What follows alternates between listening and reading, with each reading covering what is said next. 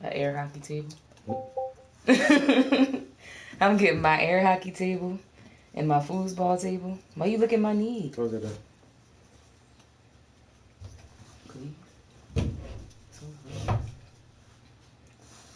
Yo, why her ass was just kept sniffing the mop water last night? I'm like, you go on and drink that shit.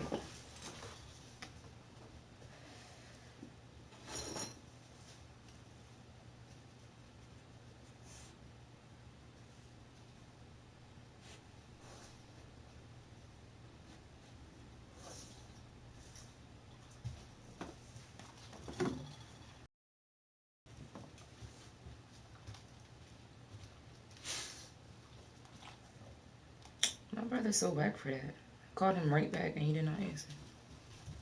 You know, my homie is fucking pissed. Said she fucking pacing back and forth. She's so goddamn mad at that shit. What's that? Yo, you hear this story this lady just tell? What? Story time. So here is one of the things that you absolutely cannot do as a black mom to a white child.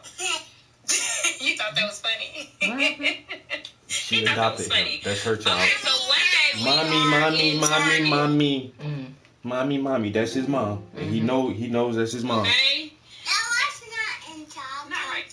No, we're not in Target right now. But one day we in Target, so he's potty training, right? He has to go to the bathroom really bad. So he cannot hold it. Oh, my, I gotta use the bathroom. So I pick him up and I with a white just kid. running through Target, right? Oh my gosh. Oh Lord. Like, you can't do that. So I am like, so we finally get to the bathroom. He uses the bathroom or whatever. Of course, I'm getting him cleaned up and getting ready to come out the stall. Upon coming out the stall, I see two women, not one, two, standing in front of the door. I didn't really think anything of it, but I just thought, things you can't do as a black mom to a white son, part 2. So, of course, you guys already know that I was in Target with my son and he had to use the bathroom. So, now, we are coming out the stall. There's two women standing there at the door. I thought they had to use the bathroom. I wasn't thinking that they were in there because of us. So, I proceed to go to the sink to wash my son's hands. Okay, so as I go to the sink, I see the women started kind of box me in. So I'm looking around like, what's the problem? Again, not registering. So the next thing I know, the lady said, grab her. Grab who? Grab me? Don't grab me, because baby, you get ready to get beat up. You get ready to get beat up. Like, what is going on? I'm thinking I'm getting ready to get kidnapped with my own son or get robbed. Now we kind of shuffling and scuffling back and forth. I'm trying to figure out what my toddler is. I heard one of them yell out, security is on its way. Then it registered to me, oh, they think I'm trying to kidnap my son. Part 3. That's fucked up. So now me and the lady, we kind of pushing each other back and forth. And she about 55 or 60 years old, right? So I hear my son like, yell, mommy. Now he's like a little bit away from me, and I'm thinking that the other lady who looks about 35 or 40 is getting ready to grab him. So at this point, I had to do what I had to do. I pushed her ass down, okay? Now she laying on the floor, she hollering like I just killed her or whatever. I runs over. So the other lady goes over there to try to aid the lady that's on the ground. I goes, grab my son up as I'm leaving out. The security is coming in. I'm mad. I'm like, call 911. This lady trying to assault me. I don't know what's going on. The police get there. I'm telling them what's going on. And come to find out, I done broke her dang on finger. At this point, I don't even care. Like, so of course now they find out that my son is adopted. They're apologizing and all this. Then this helper have the audacity to say, I won't press charges if you don't. Girl, your damn finger should be broke. Mind your business. I won't press charges if you don't. You attack me. No, I'm pressing charges. Yeah, I'm still gonna fucking sue you for attacking me. And my son. And I don't give a fuck if your finger broke. That's on you, bitch. Is things looking good now, guys? Is the her audio son is and so video? cute though. Look at him. Mommy. He's so cute. And grab her face. And she's pretty too, but her baby is so cute. I just love little kids, and you could tell he loves her. Like, she's a good mom. That's crazy. And that's the thing about adoption. You can't just go in there and be like, all the time and be like, that's the one I want. You know what I mean? Nice. And Bronx, thanks for that formal announcement. We now rejoin Prince Art Stream, already in progress. Sorry for the interruption. Yeah, but the black lady adopted a white kid. She's running through Target trying to get her kid to the bathroom, and not one but two Karens go follow her in there and think they're gonna apprehend her or subdue her until they can uh, take this kid from her and put this kid back in the hands of safety. That shit is crazy. And the lady, she said the one lady like she about damn near 60 years old, trying to grab somebody. Bitch, don't push you to the floor. You broke my finger. You shouldn't have fucking grabbed me. Yo, people are crazy. You know, my mom is white, and my niece and nephew, you know, first of all, their mother's darker than you, and my brother's mixed, so they're about your color. And they were in Walmart, yo, and this little kid was like, "Look, mommy, it's a black baby." In acceptable parameters. This dead. man been studying his vocabulary words lately. I see. That's what's up, man. I like talking to you.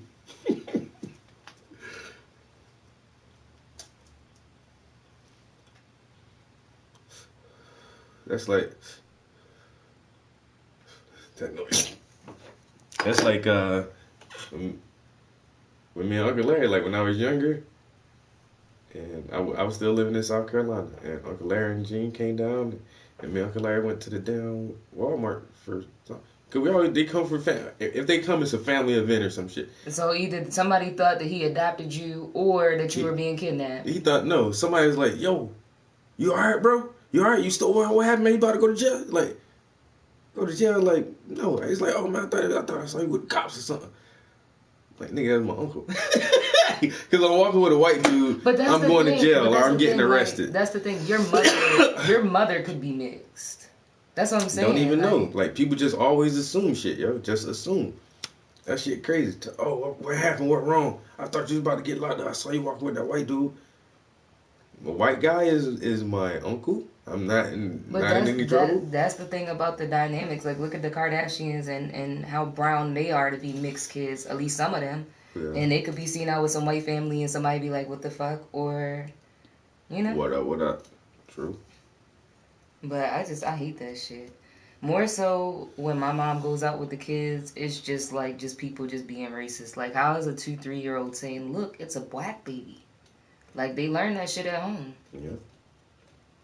And, like, I remember I had them, and it was a white man, and he had a service dog, and he wouldn't let them touch his dog, and it was understandable. And the dog was ugly and scruffy anyway. I was like, no, don't touch his dog, kids. It's okay.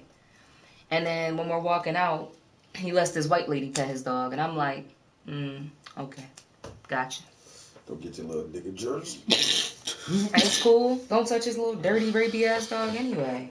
Rabbit-ass dog. Don't want your nigga germs on my dog fur. I mean, I can't. Every time I go down south.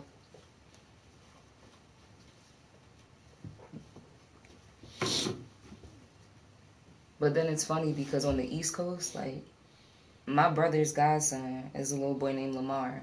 And he moved away. And when he moved to Georgia, I babysat him. But, like, ever since the first time I babysat him, like, we just had a connection. Like, he always wanted to come back to my house. So I've basically, since he was 3 years old, I've been his auntie. And every time we go out, and I mean, he's chocolate, like, chocolate. And people always would ask me, is that my son? On the East Coast. And then, like, I go down south, and, like, people are like, oh, why you got that little black baby? Yeah, my homeboy just... What if that was her stepson? I just thought about that too. Like, what if she was with a white man and that was her stepson? Anything, What was you showing me, my bad? Roadblock on McKeever Road before you get to the C-store. Checking ID and tags. So don't go down McKeever. Don't go down McKeever. McCloud? That's McCleaver? Yeah, that's how they shorten it up. McKeever Road.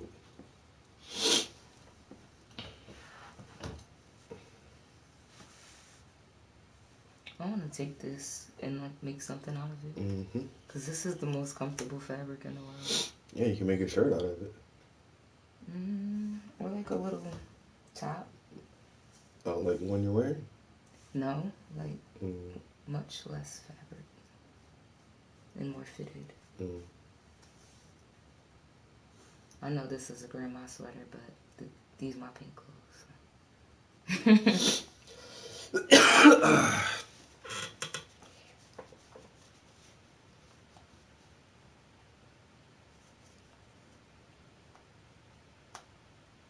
can't pay me enough to be a cashier at a grocery store. Especially during COVID. Hell no. How do you know what the law is up to on your phone like that? It's my circle of friends, bro.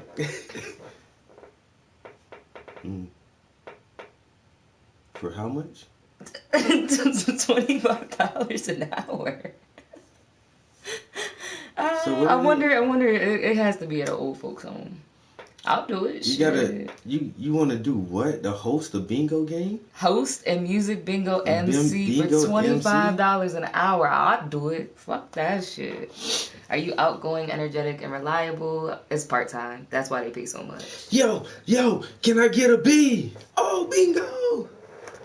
Nah, that's just the circle of people I roll with, bro. Motherfuckers, hey, if you see something, say something, nigga. Somebody drove by that shit, they post that shit all on social media, and everybody just starts sharing that shit. Every show is 2 hours and generally begins between 6 p.m. and 9 p.m. Yeah. Listen, I make music, so I'm just like, look, yeah. I'll take $25 an hour to be a hype MC on stage. I'm gonna write an app. B46, who got it? That's what I'm saying. Break some old people raps and shit. Do some tight, funny shit. Throw that shit up online. Go viral. I don't care. I have no shame.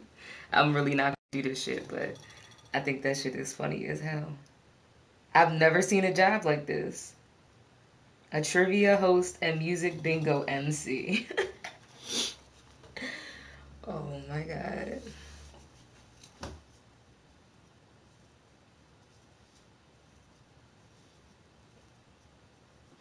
How do you feel to be black and technically unadvanced? What? And unprepared? I don't know, because me personally, I try to keep up with as much technology and science as I can, and I'm prepared for life. Yeah, so I'm not sure what you're talking about, Steve. Yo, moderators, don't block him. I want this guy to further this line of thought so we can carry this conversation on until he can try to justify a point that he wants to make. So, first of all, you're gonna have to explain to me how I'm technologically unadvanced. Would you be considering the black race as a whole, or not just me? You know, how do you feel to be black and technically unadvanced? It has to elaborate. Yeah, or is that for the whole black race? Because in general, Africans, we are lacking in the space race. I would say I'm not sure of an African country that has a space program. So that's the furthest I would say is as far as being technically unadvanced is African countries definitely need to come together and invest in some type of space program, because that is ultimately the future. But other than that, there is nothing that any other ethnic group can do that a black person can't do, or hasn't done, or hasn't achieved, or most of all, we excel at everything. For some reason, people have this really like uninformed myth that blacks are unintelligent. But when you take Africans or people of African descent that have not been degraded by white supremacy, and you put us up against anybody else in standard testing, we're fucking geniuses. There's no way around it. A black person who has not been degraded, who has not had his self-esteem and his self-worth totally tarnished by living under a white supremacy regime, will advance faster and further than any other ethnic group, and it's scientifically proven. Black people are resilient. Yeah, we're like, and that's why people say you got to nigger rig something, because when you don't have anything and you still have to make a way out of it, who does that the best? That's why it's a slang term. You got to nigger rig it, because we can come up with anything from nothing. So once again, like, I guess you wanted to come in here and troll with those two little comments, and which absolutely went nowhere because they weren't really full statements or questions, and it's just like,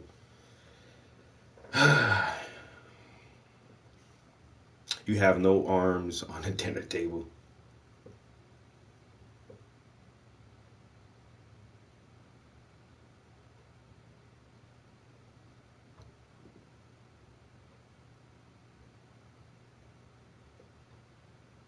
He asks why you technically unprepared.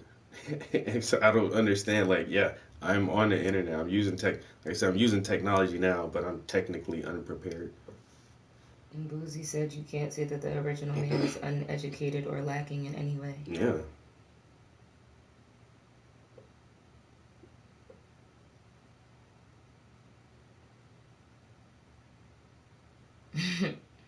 Okay, Sean. Yo, cool. That's what's up, bro. Check out my patented Prince brush holder. This is designed, patented, and produced by myself for artists and creatives who use any types of brushes like this. If you want to go to my Etsy, if you're an artist, you can go order one of these things, bro. So you can hold your paintbrushes on there too, or your markers, or whatever you want to put on it. Or for your girlfriend. Or for your girlfriend, brushes. yeah, she can. Your girlfriend can put her makeup brushes on there, so they're not all cluttered up in a bag all the time. You know, you check out the works, my community pieces. The homies help me out with these paintings because I can't do it by myself all the time. For the one dude who come here talking about technically unprepared and all this bullshit, man, here's some education for you, bro. Just read up on some shit, man, and you can figure out a lot of these questions yourself.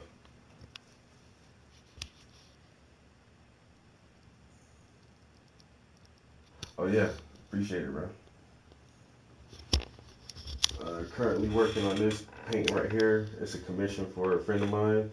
There's not a whole lot to do on here. I'm gonna add some more details to to her shoes, her hair, and go over the background one more time. Then I don't think I'll be wrapping this painting up. Yo, I probably honestly I got maybe like 2 hours in this, 2 more hours in here, maybe 2 or 3 hours worth of work on this piece. And so if you guys stick around long enough, I my goal is not to leave out the studio before I finish this.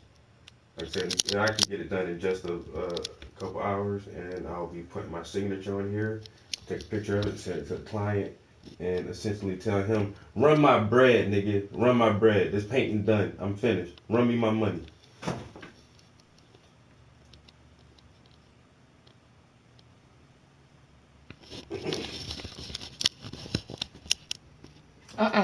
Babe, please. No. Run me my money. It ain't nothing but books, man. I got a thing for books. Books and hooks. I hunger for education and knowledge. So I try to read as much as I can. So when idiotic motherfuckers come in here talking about technologically unadvanced, I can have a good argument to go against their argument without sounding foolish. Good. You know what I'm saying? So I ain't the best of debaters, but you ain't just gonna come here and say some dumb shit and just think I'ma just just roll with that. Like, okay, you wanna go there? Let's go there then. We can absolutely go there. And he says I'm unprepared and didn't even explain or state specifically what I am unprepared for. You know, I'm unprepared to go swimming. I'm unprepared to go skydiving. I'm unprepared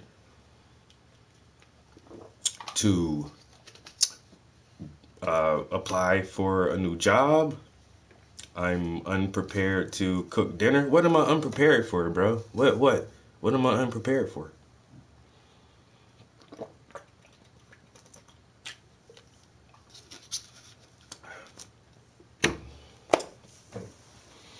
He was unprepared. got put in timeout. Y'all put him in timeout. I tell y'all, man, let that man speak, man. That was gonna be good. He about to come out of timeout. I wanted him to talk for a minute. Run him out. See how much of a corner he can paint himself into. See how much of a hole he can dig for himself. I'm gonna keep feeding him this rope. Feed him a long rope and see if he gonna hang himself with this shit. Say it. How do you feel to be black and technology unadvanced? Like, did you mean technologically, or what was he trying to say? He just said technology unadvanced. Like my man said, like Shaman said, he was unprepared. I mean, it didn't even make sense how he wrote that shit. So, like, form a formal statement if you want to look smart, or a formal sentence. So. Yeah, that shit got to be grammatically correct, bro. But then at the same time, I be feeling like there be a lot of kids being here just doing dumb shit. That's a grown man. And that's how, it's hard to tell sometimes. Like, is this some grown ass person who just stupid as shit? Oh, I see it. I could put the user in timeout too. Y'all know I'm about to go look his page up. That's the only thing I don't like, is that it won't just let me just go to people's pages from that. Like, I should be able to just open his account.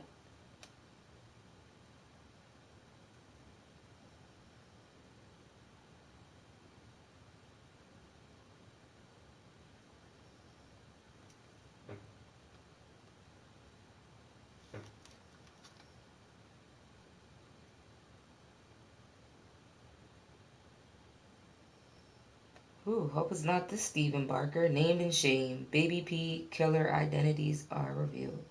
History of sadism, torturing people and animals. Stephen Barker.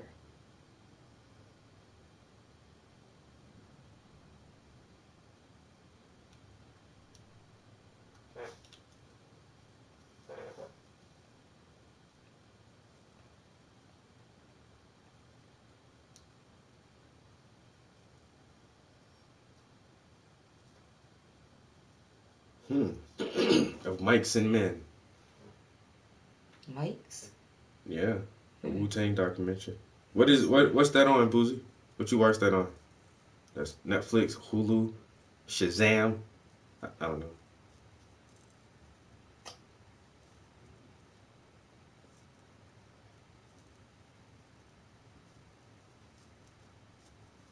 Mics and Men. Yo, Wu-Tang them dudes though, man.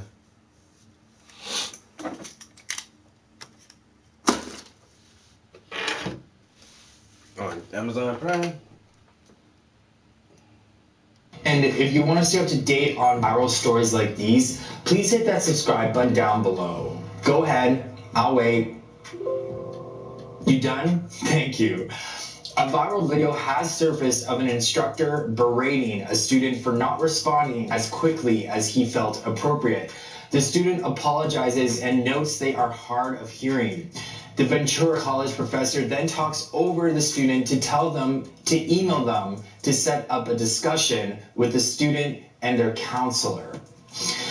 Another student speaks up to alert the instructor to the fact that the first is hard of hearing and notes that the translator system causes a delay in response.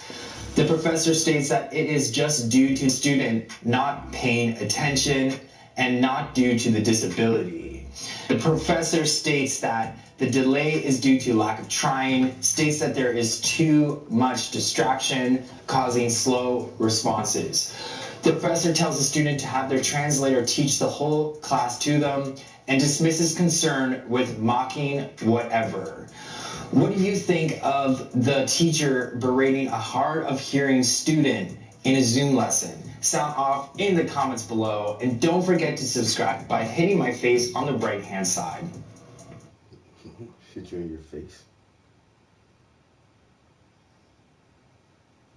Oh boy, got out the corner yet?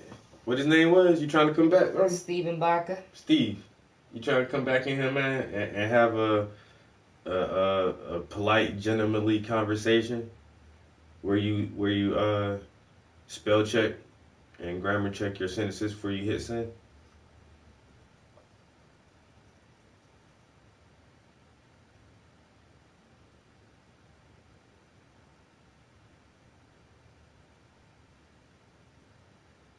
Yo, Elon Musk said he gonna put out a $19,000 Tesla.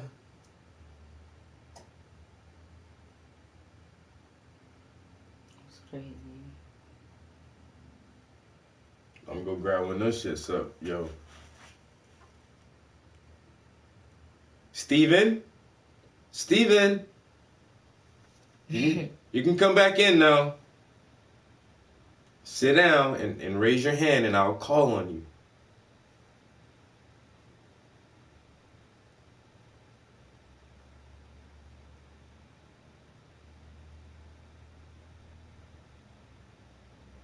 I'm dead.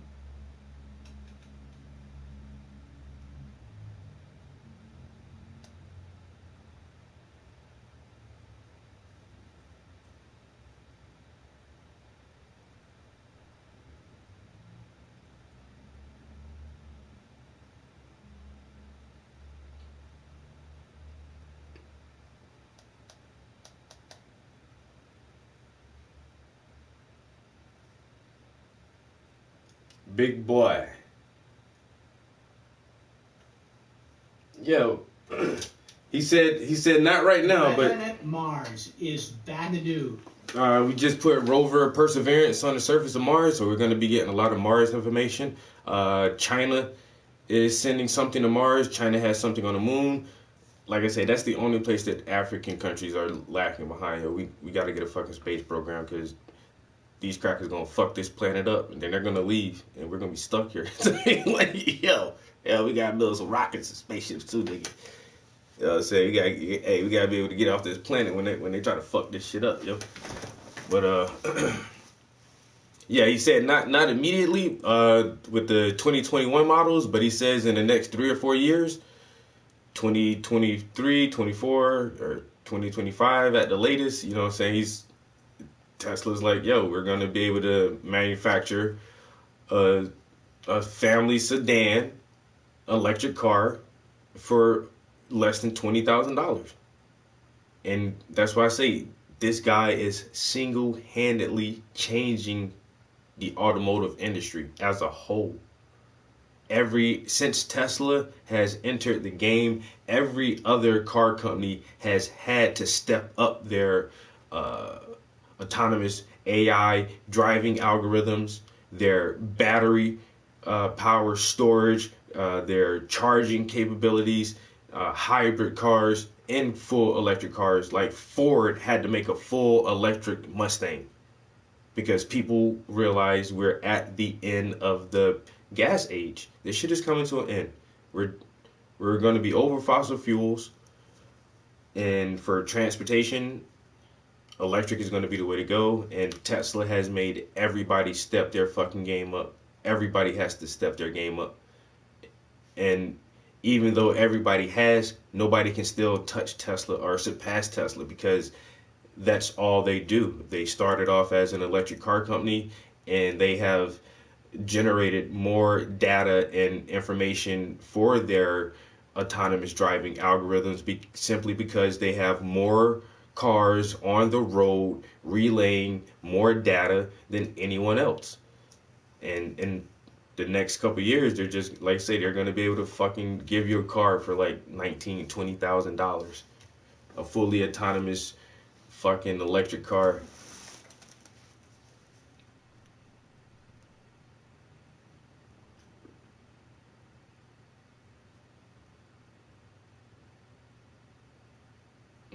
Never thought about that. Exactly. The average electric car is about 50 G's. But even there was a dealership, a local dealership, they had a used Tesla. I think it was like a 2000, it was like a 2011 or 12 or something like that. And they still wanted like 40 something thousand. Or was it 2012 or 13? I don't know, it was like one of the early fucking Teslas. Like, it was an old Tesla. I was like, yo, they still wanted like 40 something grand for that shit. I'm like, damn. But, no, I ain't gonna lie. It probably was like a 15. It wasn't no new. That shit wasn't like no new fucking car, yo. but being able to take a car, you know, on average from $50,000 down and you know taking fucking $30,000 off of that price tag. That's crazy to take $30,000 off that price tag and still be able to deliver basically the same quality and same experience, you know, for damn near less than half the price.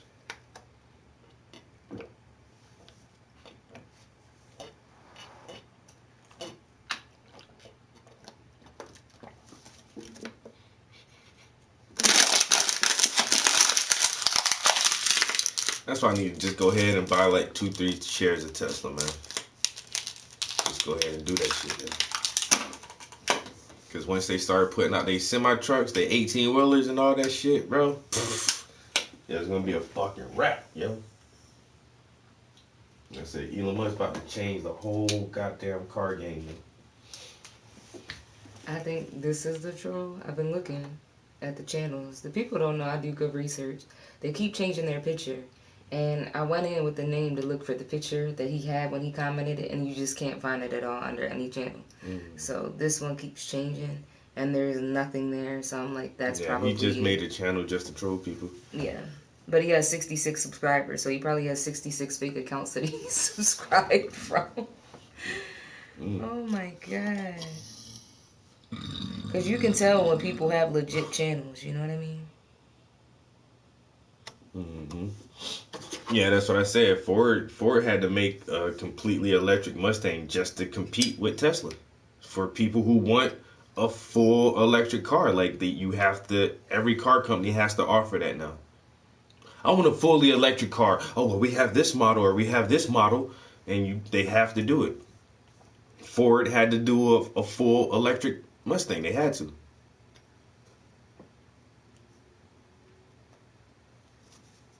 Well, Chevy just did the Bronco, so they're gonna ride on that for a minute. Jeep just did their fucking pickup truck, which they haven't put out in like 40 years, so they're gonna ride that shit out for a minute. And Dodge, is Dodge doing anything electric?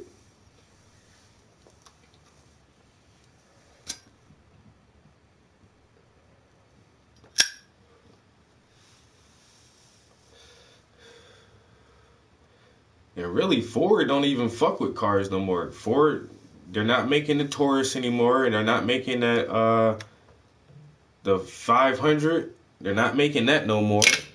What other Ford cars were they making recently? The Fusion, that shit is gone. Like Ford don't make cars no more, yo. They do their F Series and the Mustang, and that's about it, yo.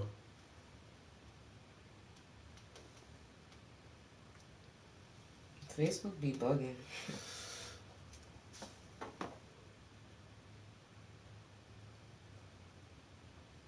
Look what I found.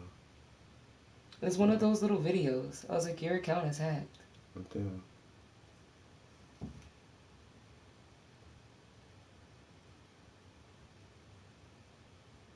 You send him a screenshot.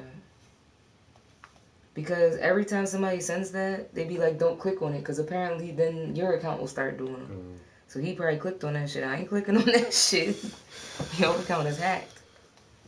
Or like when it's the thing for the games and it's like somebody just attacked your village and I'm like, bro, I don't even play this shit. Ford Focus, they don't make that shit no more. When the last time a Focus came out? Is there a 2021 Focus? Is there even a 2020 Ford Focus? They don't do that shit no more.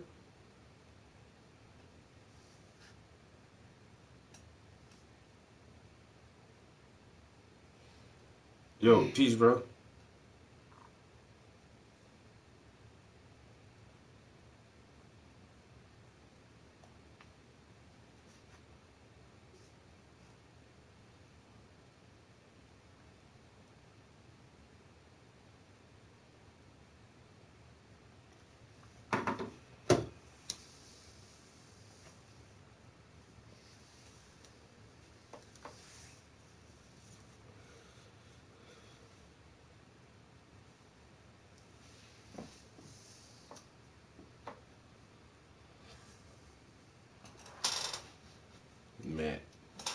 and said she think dude's name is Matt. I think his name is Mark. I know it's something with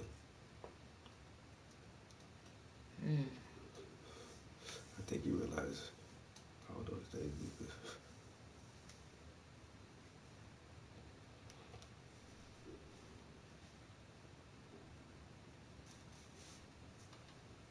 I mean, it's kind of hard to forget a name like Matt, too. That's real simple. Like, I could see somebody forgetting my name, but not really Matt, though. I'm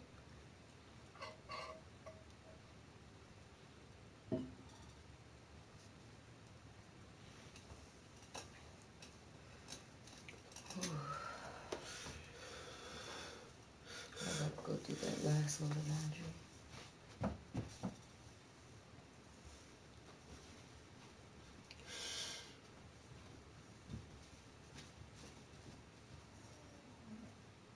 Yes, pumpkin. I get a free audio book.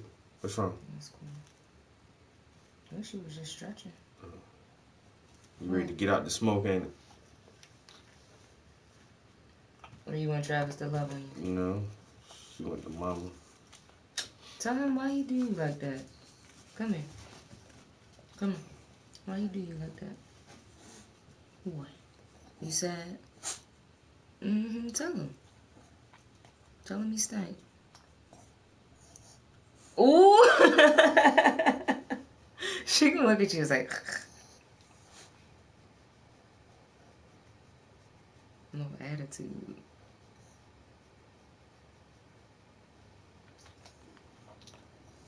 Yes, that. Ow! Okay, stop. I smell you. I think you need a bath. Oh, man. Yeah, you need a bath. You want to get a bath today? Alright, let's get some painting done. This is like the 4th time I started the stream this morning because the shit kept fucking up, so. Why is that paint crooked? Somebody do something at my damn paint.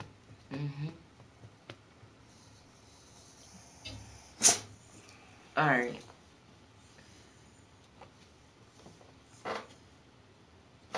I didn't do it to you, so. How about it?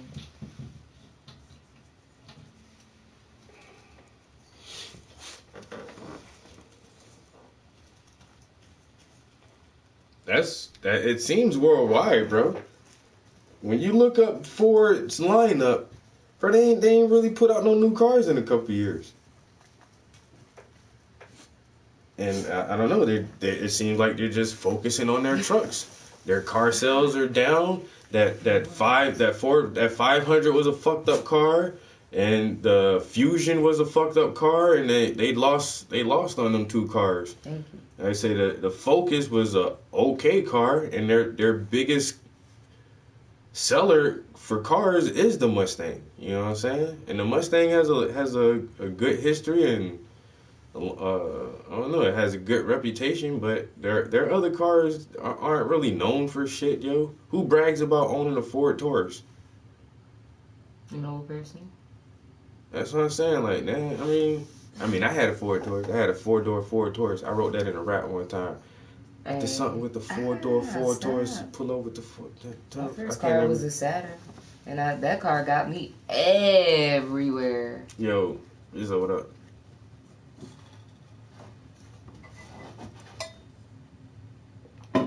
I'm never buying a new car again. This is the first time I bought a new car in my life, and I will never do it again. It felt good. Yeah, I agree. At least you can say you did that shit. Like, walking up in there, he's like, running my credit. My credit came back good. He's like, oh, you can get the 2020. Like, I'm like, ooh, the orange trim. After a week, that shit was done with. I'm like, okay, I got a new car, and what? No. Never again. I will get that shit I've never had a new car. I still like a luxury car. I will say that, like, because I had that Nissan Coupe. Like, it was like a sporty, the Nissan Sport. Like, it was nice, but it was a coupe. The newest car I've ever had was 3 years old, yo. In like 2006, I had a 2003 Lincoln. The Lincoln LS with the V8 engine. Boy, that shit been nice. Boy. But I feel like that time period, like, you could get away with it. But, like, now, every year, they, like, go up and up and up. So, like, every time you get the newest, like, there's just some other shit coming out. No, it's always been like that. Like, that's why I don't fuck with new cars, yo. And then cars lose their value so quick. Like, Well, I will say at least with my car, it is still a Nissan, and like I get oil changes, free oil Yeah. changes for life, and I got a warranty on it, and whatever. And like if something gets messed up in my car, like if I burn my seat, I can get it fixed for free. So like it's a lot of good shit that came with going to the dealership, but at the same time, like that shit is a bill every month. hello. That the only thing is the charging systems. Once you have the infrastructure for charging isn't readily available, especially in rural areas. So it's kind of it's still on the upper end of a luxury item when most cars are just convenience items. It's ergonomic. It's convenient to have a vehicle. It's not necessarily like a luxury item, but to have an electric car, like you have to be in an area where the charging infrastructure is there, or unless you have that built-in converter for your home where you charge that shit at home, and that costs money. And so once again, it's just like some luxury shit kind of. But the more each company competes to make electrical vehicles, the prices are going to come down, and everything will just get cheaper, just like everything else. You remember when flat screen TVs were like $5,000-$6,000? Now everybody gets a flat screen for like $500. You know what I'm saying? And that's just technology. When cell phones first came out, they were thousands of dollars. Now, I mean, you can still get cell phones for a $2,000 cell phone if you want it, but you can get a cell phone for a couple $100. And it's because the technology is there and everybody has the technology. So once this electric, it's all about the battery. That's it. Once the battery technology gets where every company can say they have a quality battery and a quality charging format, and then the competition rises and price drops because everybody has the same technology, or roughly the same technology. And that's why, like, the Android people say shit, Android just as good as the Apple or whatever other operating system. Like, they're all the fucking same now. Now they are because the cameras are better, but back then the Android camera quality was not what the iPhone is. Just recently, over the last maybe like 3 to 5 years, I feel like that's when they were on the up and up. But iPhones, like Apple, the whole Apple thing has been out for forever. Like even before the iPhones, like the iPods and the iTunes. So like it just is what it is when it comes to that. But like you say, now that other companies have caught up with that same technology and they got the same. And then they have FaceTime now. It's called Duo. So they have FaceTime. I mean, it's not FaceTime, but it's FaceTime. Oh, I didn't know there was. Yeah, so they can talk to other people. There wasn't FaceTime like that. And see, that's the thing for me is like, I love FaceTime, and no other app works as well as FaceTime does. I mean, it's just hands down, Zoom freezes more than FaceTime does, just in my opinion. Yeah. So well, how many people can you have on FaceTime? 3. Oh yeah, because me, Ruby, and Chris did that shit one time. 3, yeah. And I didn't. I've only did it. I forgot that shit. My homie called 2 of us on FaceTime this one time. I was like, yo, how you know you could do that shit? But you know the L that Apple took? The only thing I don't like, they don't give you the free subscription for the music. And I don't like that. Like, I understand they got to get their money, but at least give us a discount on a subscription or something. You know what I'm saying? Because, like, we bought your fucking product, and then that's the music that you want us to use. Mm-hmm. Yo, Slippers, what up? But this is true, like, and now is the time where this pandemic has slowed everything down. People are sitting back and thinking a little bit more, and people are realizing what's important. Where is things going from here? You know what I'm saying? And a lot of people, I have friends and family who are in stock investors now because we see like trends. And then like you told me about the fucking Joan. What you told me about that blockchain shit? And then right after you tell me that, my homie sent me a link. He was like, oh, you should look into this.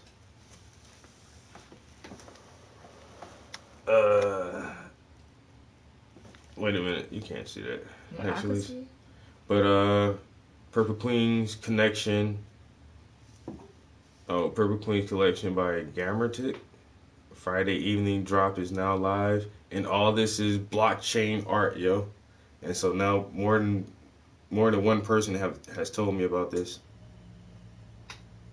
$5,000. He sold 199 of them. This shit right here is $13,000. He sold 282 of those.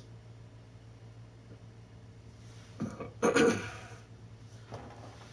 I get the laptop?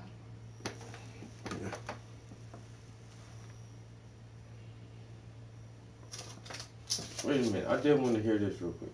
Okay. Or some of it. It's 11 minutes long. I mean, I could still play it. I was just trying to. I just want to hear some of what they're gonna say, because I say Perseverance Perseverance just touched down a couple days ago, so we actually have a brand new Martian rover. I think that shit is interesting because I'm technologically advanced. You know, I think about shit like that, and so I just wanted to hear what they're saying. You know, because over the next weeks and months, like, we're gonna be getting a lot of information from Mars. And So reasonably significant images from Mars over the years. Andy, thank you so much for joining me. I'm happy to be with you, Miles. Would it be accurate to say you picked your 10 favorites, or the 10 most significant, or 10 significant favorites? What I've done is I've picked 10 images that, you know, to me tell a story of the unveiling of Mars. yeah, I seen step by Apple's step, the twists Apple's and car, yo. turns of this ongoing experience of exploration of this. Once again, and First on your Google, list is Apple has a car, Google has a car. Was the Like, very everybody first is craft making to take close-up autonomous pictures of the electrical planet in cars. July 1965. And what we see here are two of those images, which are very crude by today's standards, but they were good enough. I'm gonna do the same thing, bro. To show Mars Like I say, in a way there's that too many no people are saying this telescope shit could now. ever have revealed. And it was actually a shock. And this to is science, called because Nifty what you see in Gateway. this picture are craters. Go to niftygateway.com. NIFTY. NIFTY, Nifty Gateway. Looking at a surface that is ancient, billions of years .com, old. niftygateway.com. From the red planet to, as the New York Times called it, the dead planet. The premier marketplace for Nifties. Nifty Gateway is a premier marketplace for Nifties, but for rich, which are digital items you can truly own. Marin 9 became the first spacecraft to go into orbit around Mars, and with that vantage point, it could do a much more comprehensive exploration. And what you see here is a mosaic of images of the solar system's largest volcano. It was named Olympus Mons, in other words, Mount Olympus. It is 3 times higher than Mount Everest, 90,000 feet high. Now we have a planet with a story to tell. Mars continues to unveil itself. That's our number 3. In 1976, episode of Unsung on TV1. The Viking mission went into The episode of Mars, equipped with better cameras, so there's a bit more detail in these images. This is a mosaic of pictures that shows, amidst all the craters, a network of channels that are branching just like drainage channels on Earth. So this is very compelling evidence that even though Mars today is bone dry, that in the distant past, liquid water must have flowed across the surface. And of course that raised the tantalizing question of whether there might have been life at the time the water was flowing, or might even still exist. So what are they saying? The rover is in orbit around the planet right now. It may orbit for a while, and then it'll land. Oh my God, Viking was an incredible success. I mean, landing, just from an engineering point of view, landing was like the robotic equivalent of Apollo. And no Neil Armstrong on board to dodge boulders and craters. In fact, if you look at panorama from it's about the size of a desk, and it's only about 30 feet away from the lander. If the lander had come down on that boulder, it would have been curtains.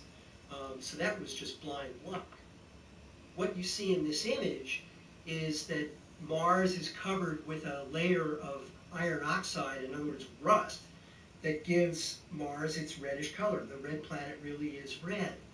But what Viking's instruments revealed was that in that dust, there appears to be highly reactive compounds, which are peroxides and superoxides, that apparently are hostile to organic matter, carbon-bearing molecules. And so Viking's instruments found no trace of organics whatsoever, never mind life. In every other way but the life detection front, it was a spectacular success. That thought takes us to our next image, number 5, because after Viking, we had a 20-year gap. Tell us about that, and tell us the significance of the images we're about to see.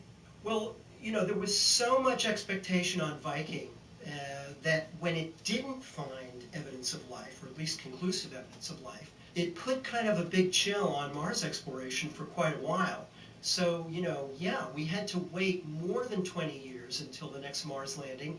It happened on July 4th, 1997.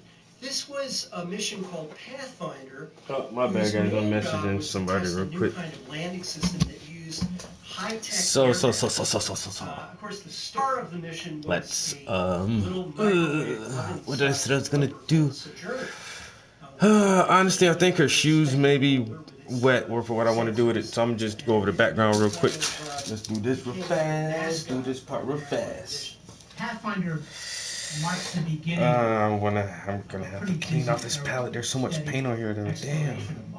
Like that black. There's a lot of black on there.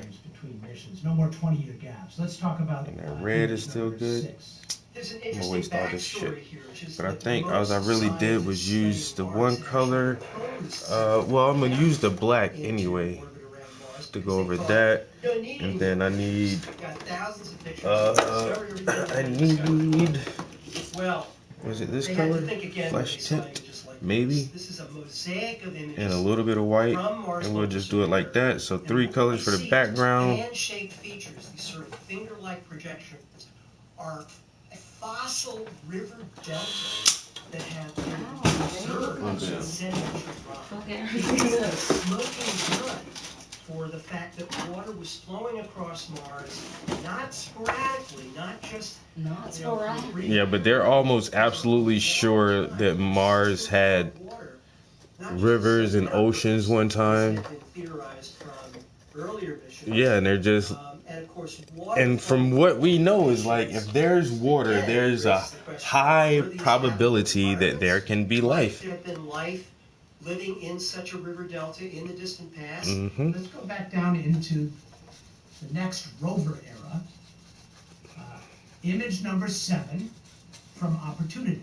In 2004, 2 landers carrying rovers got to Mars with the same airbag landing system that Pathfinder had used. One was called Spirit, one was called Opportunity.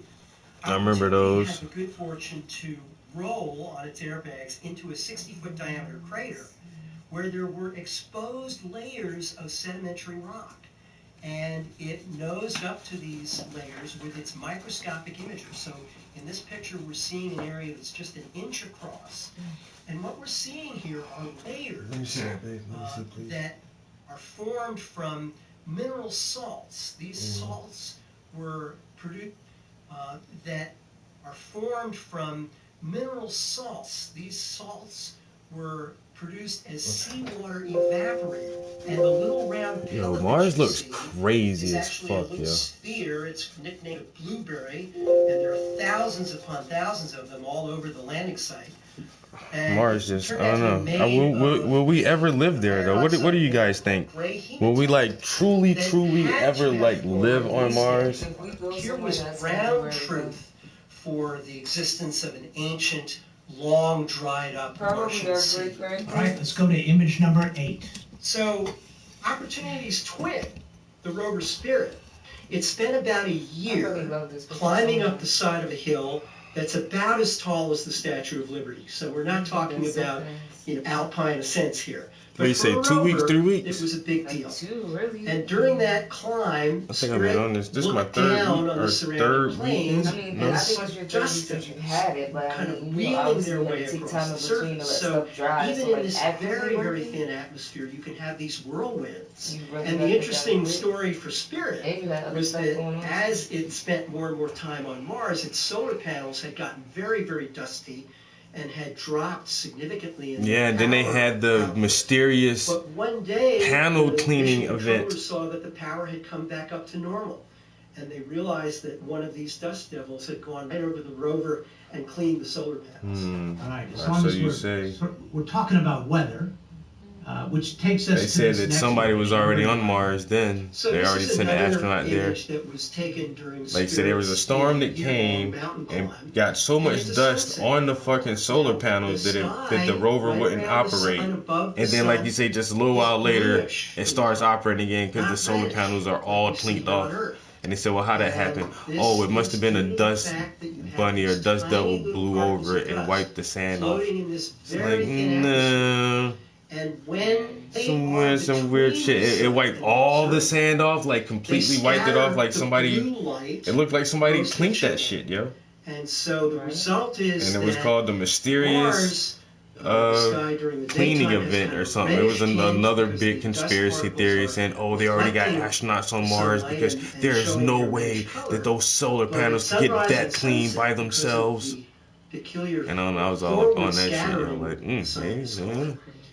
The sky looks bluish, so it's actually I'm surprised he even opposite mentioned that of shit what just now. A lot of people don't even bring that shit up And because it's just, it one of these runs right things into that a tells you conspiracy we're theory. not Like, yeah, right. on Earth anymore, to coin a phrase. It's a long way from Kansas.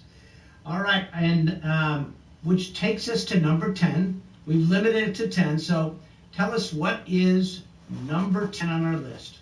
Curiosity, an SUV-sized rover, landed on Mars in 2012. Curiosity has been sending back thousands of images and all kinds of scientific data from its exploration of a crater called Gale Crater. It's about 96 miles wide, that was once filled with water. And this is a panorama of Gale Crater. Curiosity has not only documented the effects of this ancient sea inside Gale Crater, but it has found some of the organic molecules, these carbon-bearing molecules that eluded the Viking landers. And so I think of this panorama as kind of a taste of what's in store for us, not only scientifically but visually, after Perseverance lands. Well done, Andy Chaikin. Yeah, after A great pleasure Perseverance talking with you. lands. So Perseverance Same here, Miles. Thanks a lot. it's at Mars. It's not on Mars yet. It's just, I think there's, like it says, it has cameras and sensors, and it's just orbiting the planet and getting data from the upper atmosphere and stuff like that before it actually lands and can't get back into orbit again. So I forgot how long they said they're gonna let it stay in orbit. I think it was like some weeks, maybe, like 3 or 4 weeks. It just go around Mars and just keep picking up data or whatever they're looking for, looking at the terrain and watching weather patterns, storm systems, and things like that from orbit before it actually finds the perfect place to land. I think they already have a designated landing site for it too, though.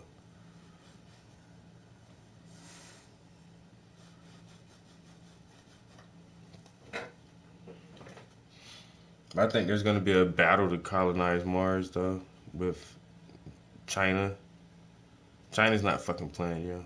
China's trying to rule the world like the white man is ruling the world. They're going to try to, the Chinese are going to try to bump the European out and essentially take their place as, you know, the global leaders and trendsetters. And I think they're going to push their AI technology, because America is kind of hesitant, or they're, you know, seem somewhat hesitant. But man, these Chinese, they're making giant mech robots and fucking invisible armor, and I bet they're gonna advance their AI programs way harder and faster than we're doing. And that's why they don't like a lot of outside influence. Like their internet is all weird. Some of their citizens, you can't access certain things that we can, because they try to keep them motherfuckers in the dark for real.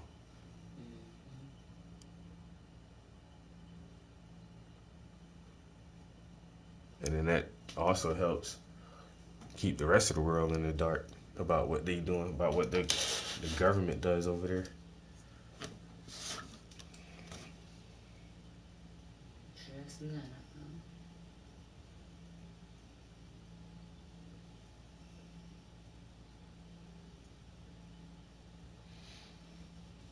Man, shit going, man. I could keep saying, man, the next 100 years, yo, shit gonna be so fucking crazy, so different, yo.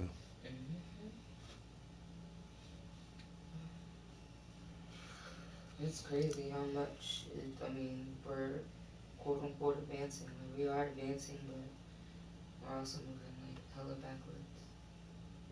Yeah.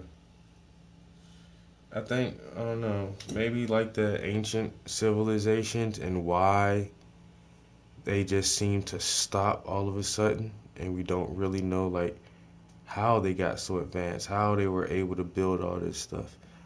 And I think that's a strong possibility with us where we put so much trust and faith in our technology that when our technology, if it ever goes down, then we'll just be lost without that shit. Like the simple thing like remembering phone numbers. Just because we have a smart device that remembers everything for us, we don't have to take the time to remember, trivial stuff like someone else's number.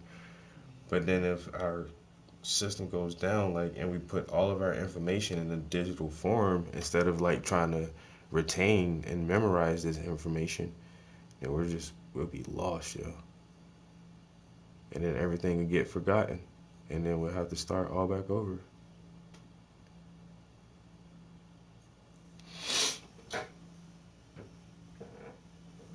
Start all over again, because obviously the ancients knew some shit that we don't, and that shit just something happened and it was lost.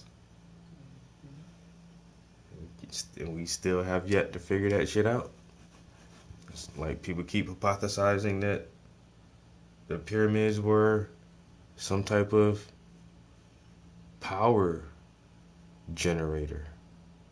It used harmonic frequencies, water, and different elements from the different types of stone, which either had high quartz levels or high silicone levels, or whatever the stones were made out of were selected for very specific reasons. And whatever technology they understood by building those things, like, once again, like, that shit is just lost to us.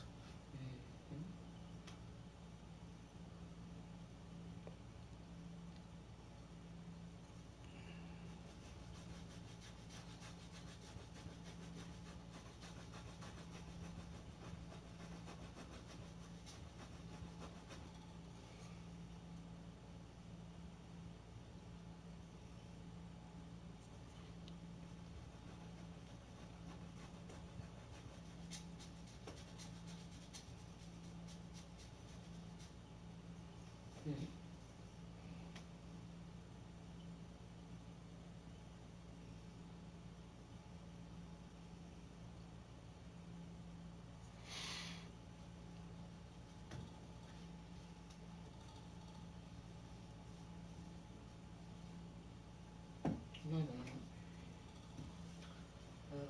What you want to listen to? No, it don't matter.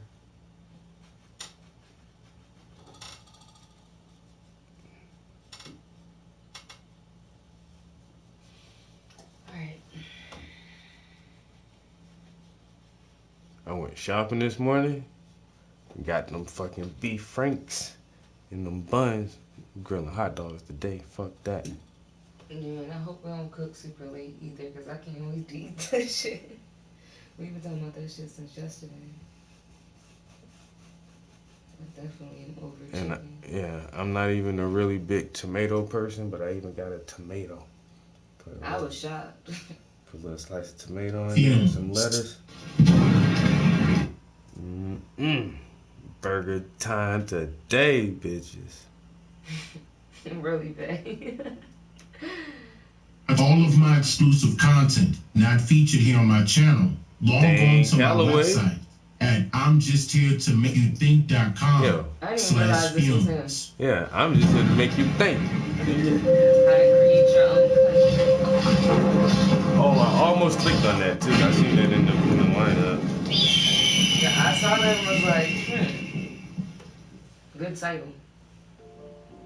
America isn't a nation. The United States is a corporation. And that's according to Title 28 U.S. Code B002, Section 15A, which says that the United States is a federal corporation, an agency, department, commission, board, or other entity of the United States, or an instrumentality of the United States. And based on this U.S. Code alone, we can easily determine that the states have united to incorporate themselves in order to do business as the United States, meaning that the states of America are in fact their own individual corporations. Therefore, it is not impossible to create your very own state, simply because it is not impossible to create your own business. And if you think about that for a while, then maybe you'll notice something else that is important to note here, but somehow manages to be overlooked by many.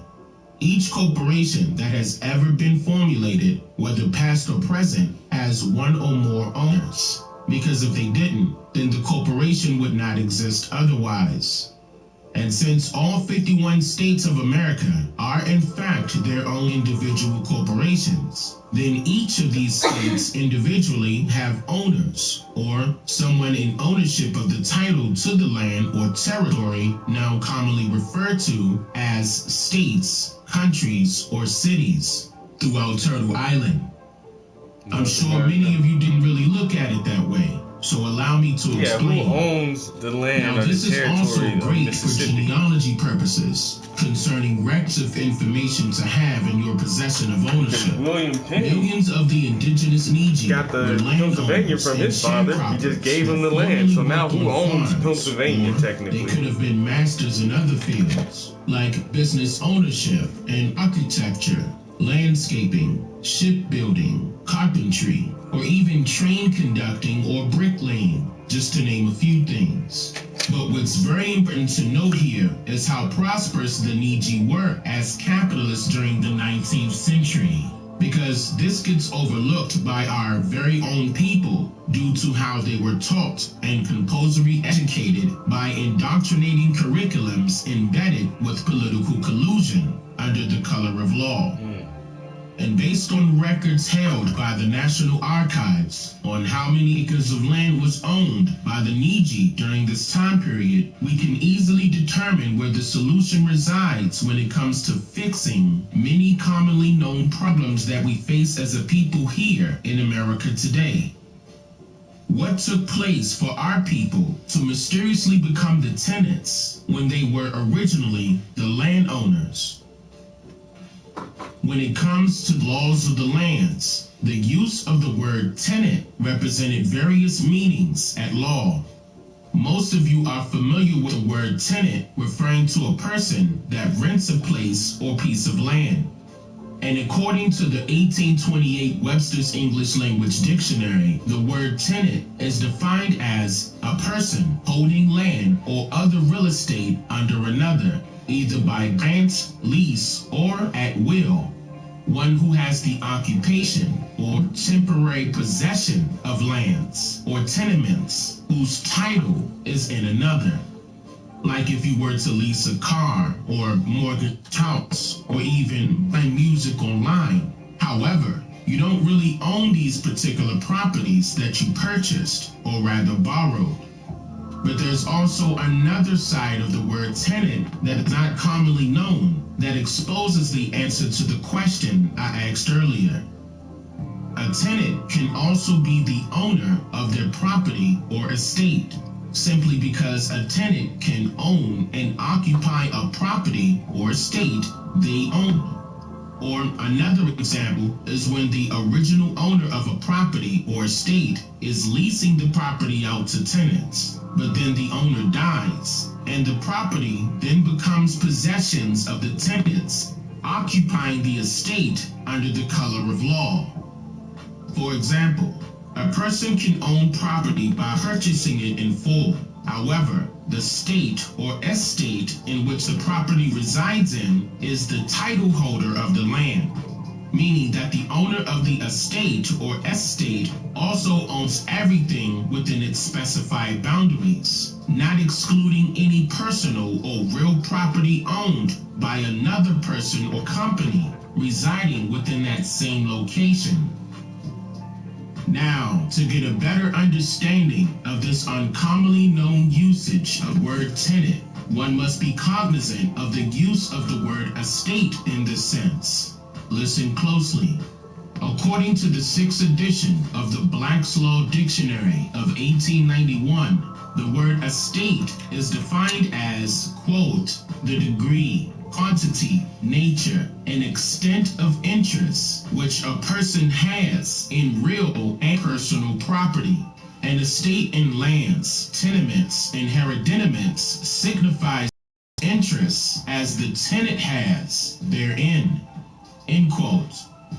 So where it says an estate in lands, tenements, and hereditaments signifies such interest as the tenant has therein, this alone indicates to the public that this particular type of tenant has ownership of an estate in lands, because an owner and a tenant allegedly shares the same right or interest in said property or estate somehow.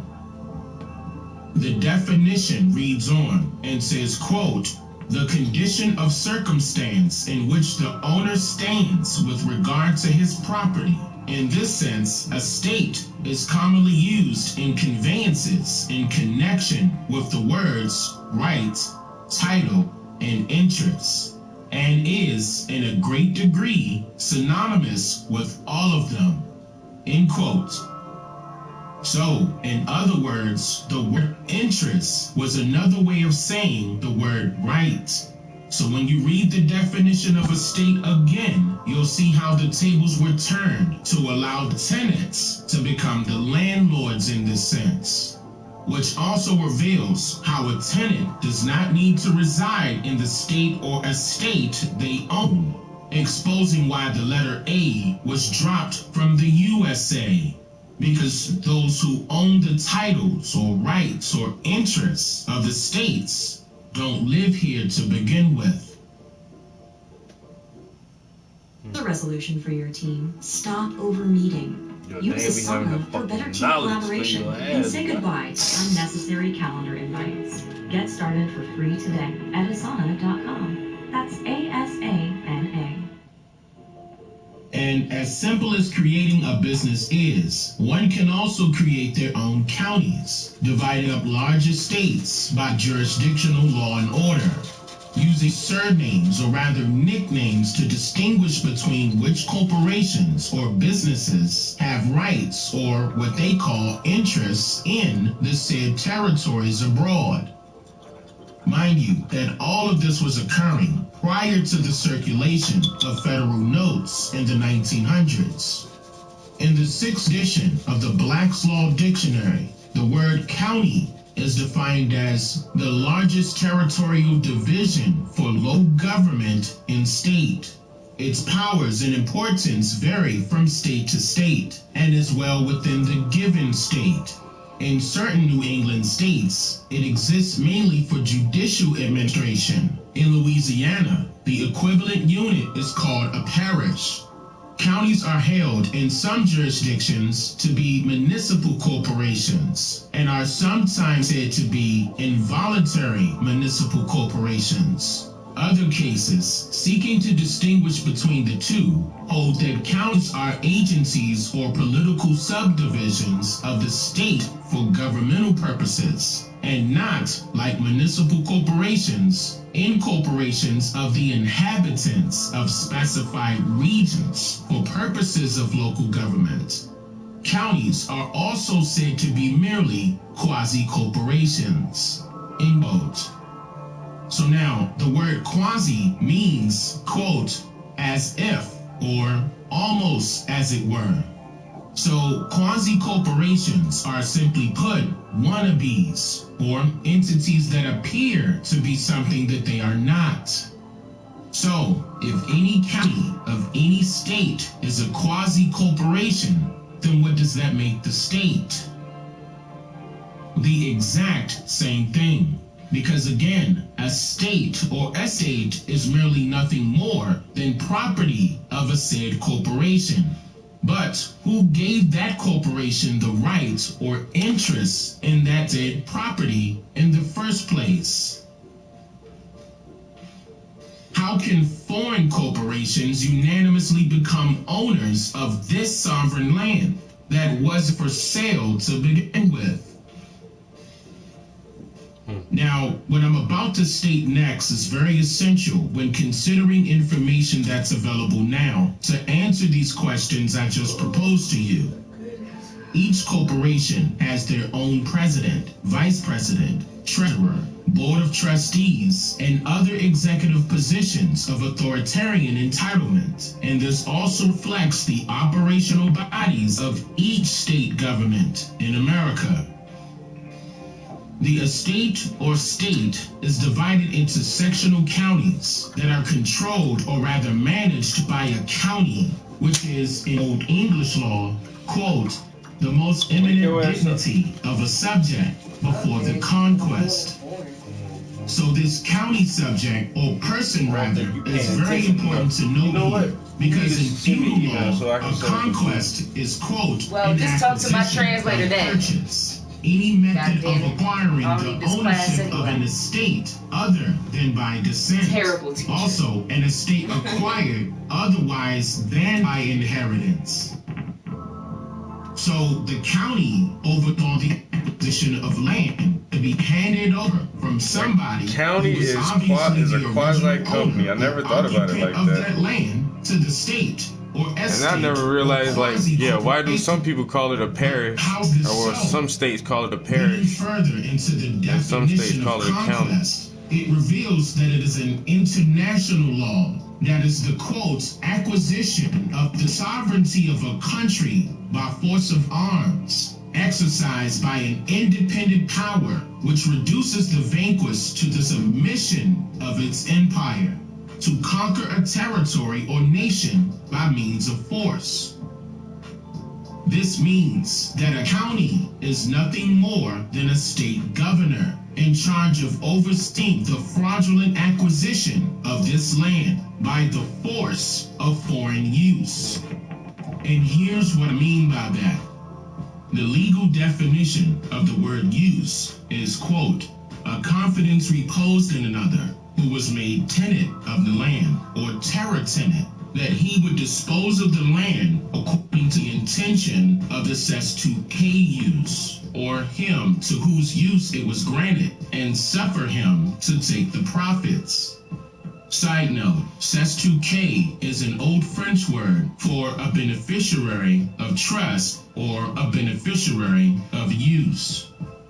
It continues on by saying that enjoyment of property, which consists in its employment, occupation, exercise, or practice, a right in one person, called the sestuke use, to take the profits of land, of which another has the legal title and possession, together with the duty of defending the same, and of making estates thereof, according to the direction of the sestuke use.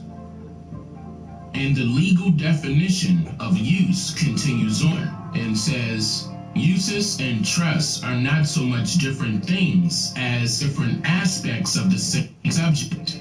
A use regards principally the beneficial interests. A trust regards principally the nominal ownership.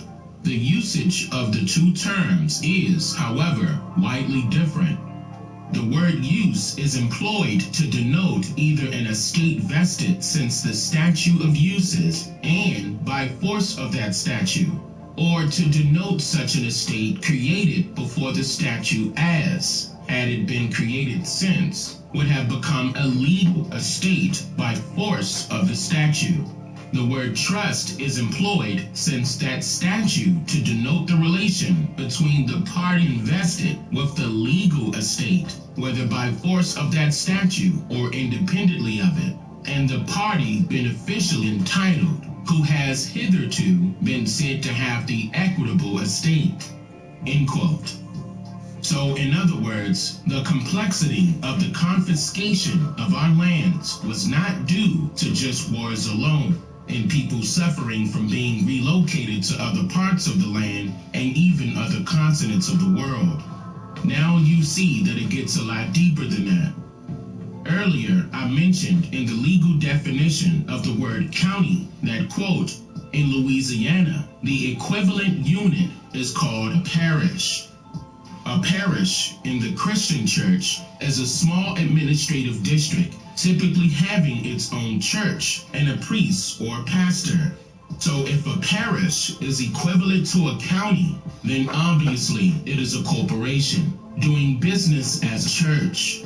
But then that also means that a pastor of a church would be its governor. And we know this to be true because of who the government hired, selected to replace the chiefs of all of the indigenous tribes of Turtle Island, in order to quell the wars without any physical battle, but by way of mental submission, exposing that the government has and can pose as any institution they create, as long as they're in possession of the lands without your knowledge of their temporary visit. Mind you, that the U.S. Constitution is commonly referred to as the rights of the people. But what's not so commonly known or publicized is that the U.S. Constitution was utilized for the benefit of each state or a state of a quasi-corporation in order to conduct intercourse with the people of the land they have forcefully acquired by way of paper genocide, without revealing their true identities nor locations of origin to the public. I'm just here to make you think.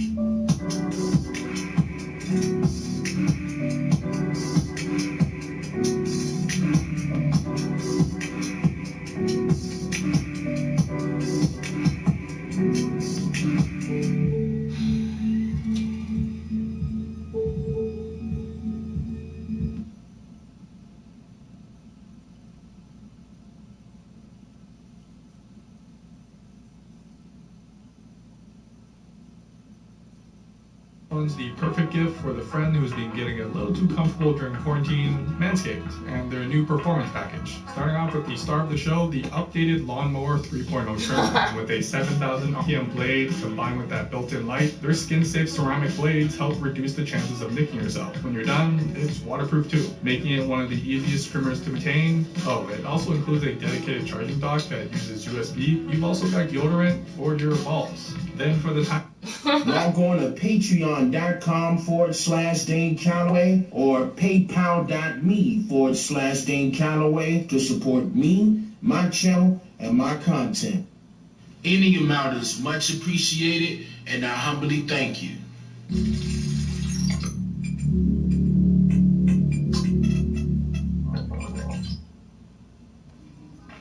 Our fathers sweat, blood, and tears built this country. Our fathers and our mothers Farrakhan? from can't see morning, can't see night, with no pay to build the economy of the South, to fuel the economy, industrial revolution. The history of the Negro Wall Street. Mother, wife, sister, auntie, baby. We fought in all America's wars for a freedom that we have never achieved. We fought Farrakhan, a good down speaker, I'll tell you that. in the Revolutionary War that made America independent.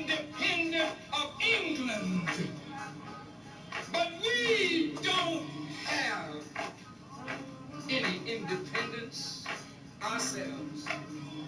We are dependent on white people to do for us what we have earned the right to do for ourselves.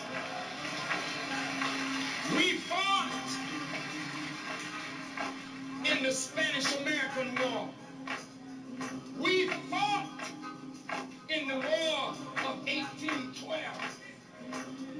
We fought in the Civil War on the side of the North and the South. We died right alongside of those fighting to maintain slavery. And those who said they were trying to maintain the Union, but in any case, after the Union was made, it was back to business as usual. We had congressmen and senators, and we had government representation. But the Night Riders and the KKK took it all away from us. Said, we don't want no niggas in Congress. We don't want no niggas in high political office.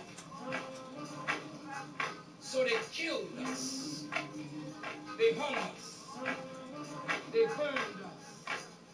And when they got in trouble, they called us again to fight in a Jim Crow army. Some of the older ones here that were in World War I, you know you fought Germany. But the German prisoners of war were treated better when the black soldiers fought for America against Germany. Talk to me.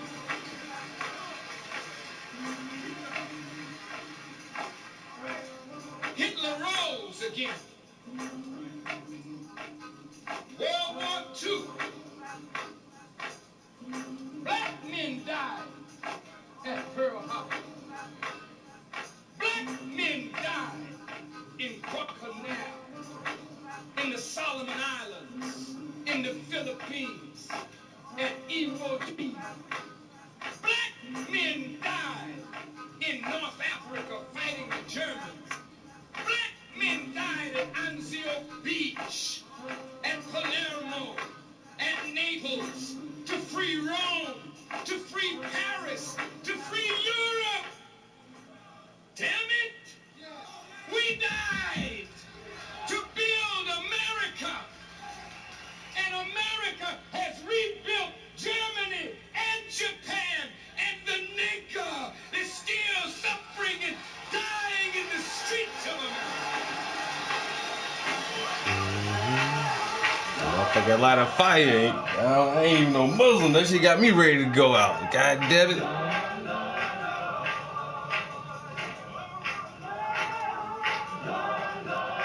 I honestly, I really can't understand Farrakhan. Like, how is he still alive, yo? Preaching like that, and you still alive? Like, who you paying off? In today's society of America, not to get your head it is called the Black Wall Street. But in the early 1900s, it was known as the Negro Wall Street.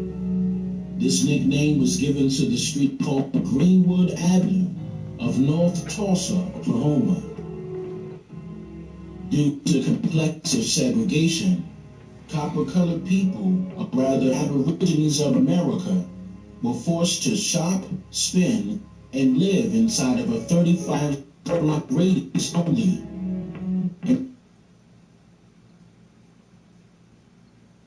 You call it Greenwood District. Aborigines circulated for up to 13 months within their own community. This methodology evolved into the production of multiple black-owned and operated businesses that prospered tremendously, single-handedly becoming the most highly favorable and well-respected land in America. Admired by thousands and consistently visited by millions of fellow Aborigines from all across the country, this landmass of Tulsa came a very long way after the Civil War ended in 1865. In fact, Between the years of 1828 and 1886, Oklahoma became the resettlement destination for nearly 40 or more Southern Indian clans or nations and tribes alike. According to the LOC, the Indian Removal Act was passed by the House and the Senate in the same day of May 26, 1830, then immediately signed into law by then President Andrew Jackson just 2 days later. This sole authorization made it official for Jackson to grant unsettled lands to the native Indians in exchange for their current Indian territories. So, from the years of 1828 to 1886, the commonly known Choctaw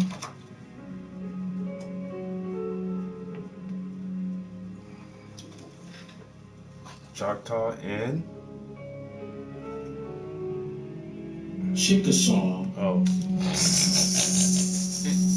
You must not be paying attention, Dan, because it takes you a long time to answer my questions. I'm gonna have to set up a Zoom meeting with you. Cherokee. Is your interpreter helping you, bro?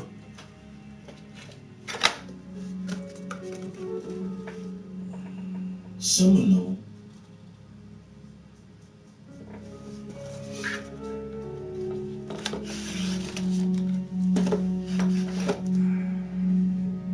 And Creek tribes.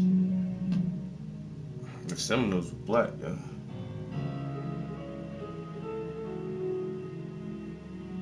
Not to exclude the many uncommonly known Indian nations of the southeast regions of America, were all affected by Jackson's malicious replication of immigration with an E. According to historical records, both the U.S. government and the Indians signed many treaties pertaining to slave liberation and the reconstruction of their livelihood during the mid-1800s, allotting lands of approximately 40 to 250 acres to native Indians, giving off yet the most accurate answer as to why there were nearly 7,000 copper-colored Americans residing within the newly established Indian territories of Oklahoma by 1870. Oklahoma was considered to have the most all-black communities throughout America during that time period. These diverse black communities welcomed even more freed slaves to come reside in the lands of Oklahoma, more specifically in the city of Tulsa. But many can recall the city of Tulsa as being a heavily segregated racist hellhole, having been occupied by both black and white Americans. Copper-colored people were not allowed to live amongst the whites as equals, nor patronize white businesses in the entire city of Tulsa.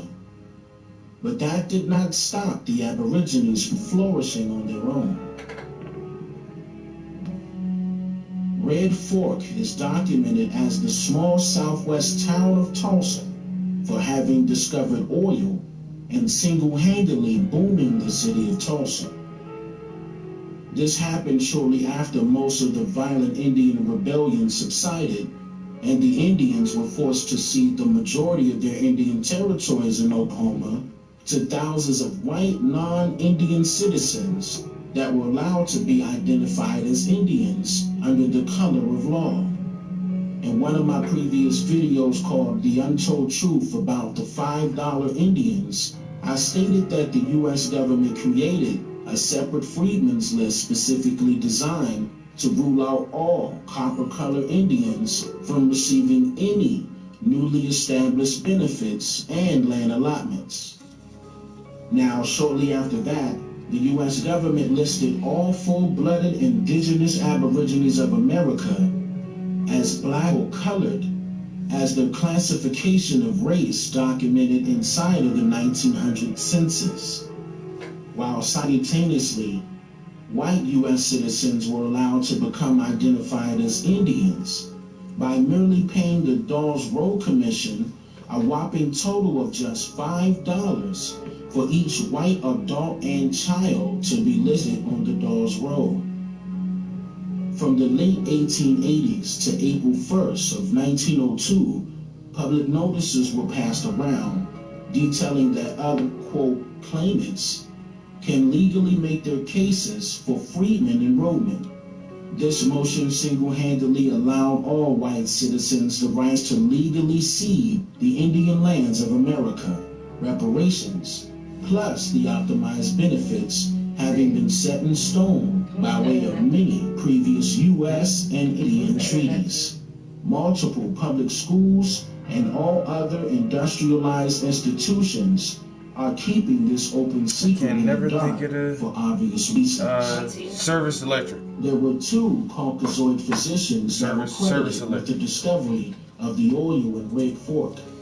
The oil was discovered on Creek Indian Territory in Oklahoma, but by the way of the $5 Indian enrollment aftermath, it's some weird like local company, and they're the only. I asked Comcast, I asked Verizon, and there was one other company, and there's like, nah, we don't run out there, we don't run out there, we don't come out there. Service Electric is the only company that would give me fucking internet on this side of Wilkes-Barre. And Sue's husband, they got like this weird little monopoly, and that's why it's so hard for me to remember their name. It's just like this little rinky-dink company. They're not even like no major franchise, man. Rapidly thriving the city's wealth, with bank deposits totaling just over $65 million, according to historical records of 1920. Keep that in mind. I'm not buying one until you tell me that you're going to give me the job. Of course, black people did not benefit from this at all. Who's your current in service fact, provider? due to the overwhelming amount of racism and segregation, they developed their own completely separate business district and community, which also became prosperous and legendary. The circulation of the black dollar within their own community helped with producing forms of mental stimulation, innovative self-pride, self-sufficiency, and self-determination amongst all black Americans in Tulsa. The Greenwood Business District, beginning at the intersection of Greenwood Avenue and Archer Street, became so successful and vibrant that during his visit, Booker T. Washington dubbed it as the, quote, Negro Wall Street. Having their own bus line and 2 high schools, a hospital, 2 newspapers, 2 theaters, 3 drugstores, 4 hotels, a public library, and 13 churches. In addition to that, there were over 150 2- to 3-story brick commercial buildings that housed clothing and grocery stores, cafes, rooming houses, nightclubs, and a large number of professional offices hosted by black doctors, lawyers, and dentists. Tulsa's progressive black community had some of the city's most elegant brick houses and mansions in all of Oklahoma, completely well furnished with china, fine linens, beautiful furniture, and even grand pianos. That's what D1 is. Anybody who wishes for the good old days probably doesn't remember what the good old days were really like. Because in 1921, the nation suffered coast to coast from hate, discrimination, arrogance, and those were probably the underlying reasons. They manifested themselves in organizations like the Ku Klux Klan. The Ku Klux Klan. You can't blame the riot on 1 or 2 or 3 specific incidents. The environment is what caused it. And keep in mind that in 1921, every governor, legislature, almost every city and county official in Tulsa County, Oklahoma, was elected with either support of the Finish Klan this or long ass the application. I'm tired of filling these shits out. In those days, the Klan would have parades in downtown Tulsa, wearing their white sheets and their pointy little hats to fit their pointy little heads. That would last 4 to 5 hours in length. Now visualize the number of people So we're involved in a parade that will last 4 to 5 hours. And all these people came from Tulsa. When you have parade Tulsa, a lot of people come in from other counties. But you also have to remember that 1925, there were 5 million card-carrying Ku Klux Klansmen in this country. So what was going on in Tulsa is probably the same thing was going on in a whole lot of other cities. And if the riot hadn't happened in Tulsa, it probably would have happened someplace else. The difference between Tulsa and some other city is that we know how bad it got. And where we've gone since then has been a mark of our progress. Has been a mark of our progress. Has been a mark of our progress. When you have thousands of white men coming back from World War I, bringing back Souvenir Lewis, Spandau, and Browning submachine guns. What? And a variety of other weapons that they brought back from the battlefield. And then they can't find jobs. Tyson, I'm tired. See, I like Indeed and like LinkedIn because And you can just, the throw your power shit up structure there. But sometimes even after you within upload your the resume, city they still want you to fill out all the experience. So as was occurring in other cities, I done filled out about 20 would applications already. enlist them in the Ku Klux Klan. And the crazy and thing is I blame keep their getting called problems for like other on jobs, Jews, like good jobs are just really African far. Americans, So and like it's not Catholics. like I don't have options, but I'm just trying to get something like close to the It house. was a Cause I simple really don't answer have to a complex problem for simple people. Yeah, Meanwhile, they an could hour and stand in 45 downtown Yo, it's Tulsa 1:30 already. and look at the Yo, but I got my in damn. Little Africa, in the Black Wall Street. During the early morning, Take a picture of this. 1st, 1921, a 19-year-old young black professional by the name of Dick Rowland worked as a sous chef in the downtown. Let's take a picture of the router. Yes. Babe, we got a Nighthawk router. Facilities where he performed his duties. So One. I know what kind of router it is. It's a game. It's like a. It's for games. It's like a good router. Well, I know I'm gonna have to buy a laptop, but like I said, I can work from home. Tell them that. That's what you're using right now. Because that's a good laptop. Yeah, but this is your work laptop. Yeah, but still tell them that's what you have. And then I'm gonna have to still change it because they have to know. But I mean, it's fine. They didn't ask about a computer, so. But they said they'll want to test my connection. So. Tulsa riot survivor, Get the banging. 3-year-old Jimmy Lilly Frank. Bro, I just got finished painting my day. Yo, this is done, He son. was a shoe shine boy. When he stepped onto the elevator, that elevator was not quite aligned. Bring me my money. So he tripped, and he fell and grabbed the little 17 or 18-year-old white girl who was the elevator operator. You see that? That's And the done. people who were standing there getting off of the elevator, You gonna sign it, right? to get but on I'm the signing the damn elevator, thing. said that he had attacked. Oh, if you don't Dick sign it, they gonna be Rowland was worth shit. arrested at approximately 10 a.m. that same morning. And then later on in the afternoon, a white-owned and operated newspaper company called the Tulsa Tribune wrote an article detailing what happened. But they stated many false information. They always trying to tell me that I spelled my name wrong. In order to provoke yet another I spelled my lynching. goddamn name. In fact, at the end of the article, it stated, quote, "It looks like there will be another lynching in Tulsa tonight." This yellow journalism went as far as naming Dick Rowland as Diamond Dick, stating that he attempted to attack a poor young white orphan girl no. who worked as an elevator operator to pay her way through college. The article also stated that she had scratches on her hands and face.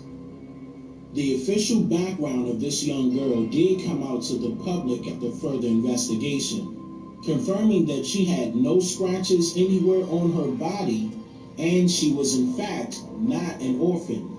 She just recently deserted her husband in Kansas City, and she was served with divorce papers in Tulsa just 2 months prior to this incident.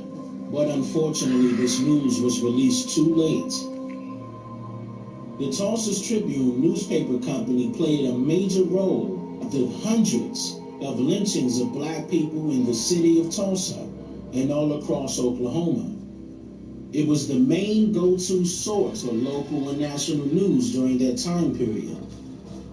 Instigating, fibbing, and provoking a murder of an innocent black human being due to the malicious efforts of yellow journalism were their derogative tactics to sell more newspapers than anybody in Oklahoma. There were talks that a lynching would happen that day of May 31st, and later on that evening, thousands of Klansmen were escorted by a mob of white police officers of other counties in Oklahoma to the county jail, demanding Rowland's release so they could take justice into their own hands. After that, I might as well just start going ahead and seasoning that burger. Getting that marinade. Hundreds of other lynchings happened previously throughout all of Oklahoma. But this time, many of the black male citizens of the Greenwood District took a stand. Oh my God. They gathered their heavily now I gotta do a 20-minute assessment and I don't even know if I'm gonna get the goddamn job. Outside of the county jail. I swear, this might be taking an hour to do one fucking exchange. Calamitous events resulted in multiple casualties of black men. Those that could have survived did not receive any medical attention due to the white mob preventing the paramedics from rescuing them. So they bled to death. Thank you. The violence did not stop there. In fact, it escalated rapidly into the night and throughout the very next day. The black citizens of the Greenwood District had their electricity shut off and their telephone services were moved. Mobs of armed whites were looting the businesses and the houses of the middle-class black citizens of Greenwood, taking money, clothes, furniture, and anything else that they thought was of value. Mostly all of these things they never had before due to the poor conditions of their own communities. Once they were done looting one place, they'll set it on fire. This was all done out of complete greed and jealousy towards the wealthier black I'm about to edit this citizens of picture Tulsa. so I can put it online real quick. Martial law was then declared around 11 a.m. on July 1st, and the National Guard of Oklahoma arrived into town by train, heavily armed and shooting any black person at will. Multiple cars full of white mobsters and militants came flying into Greenwood. These cars had machine guns strapped to them, emptying hundreds of rounds of heavy ammunition into many business buildings and beautiful homes of the black citizens in the Greenwood District. And speaking of flying into Greenwood, these militants also bombed the houses and buildings by planes, immediately increasing the death toll to well over 6,000 innocent black Americans. Some of them were asleep and didn't have a clue. Others fought back but were immediately met by machine gun fire. And most took off running outside of the district, holding small infants, toddlers, and teenagers, while the sounds of bombs and heavy ammunition rang in their ears, overpowering the cries of their younger children while managing to make it at the hill, as survivors described it. But well more than half were executed before reaching the train tracks for safety. According to records held by way of the Information Act, there were members of the U.S. military, the National Guard, the Alphabet Boys, many police departments, and the KKK that were all involved from beginning to end. And to make matters worse, the black citizens were deemed at fault by the courts for all of what happened, justifying this massacre for those racist lunatics. History likes to keep this story a secret, so let's be sure that this truth gets told to the masses. For this was the American Holocaust of 1921. I'm just here to make you think.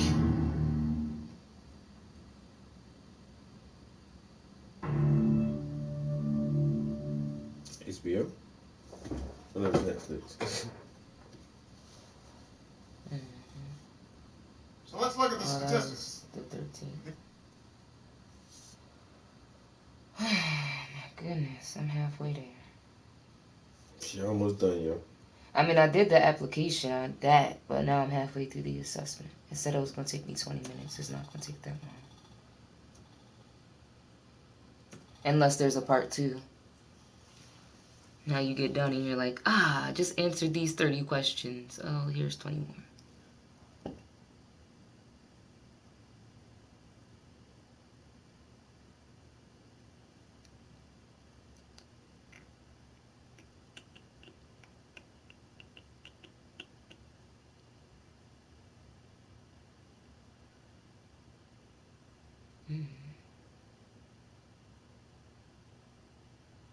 Wow. Let's see what this is going to say. Why most black women are single.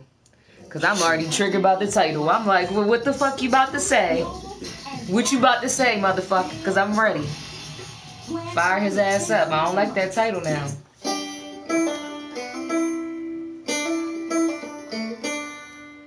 I just have a feeling he's going to be like, black women are independent and they feel like they don't need no man. Like, all black women are not like that. And if they are, it's because they did have to fucking be independent. I'm waiting for it to come out. I don't be talking about I don't need no man, but shit, if I gotta be single, hey.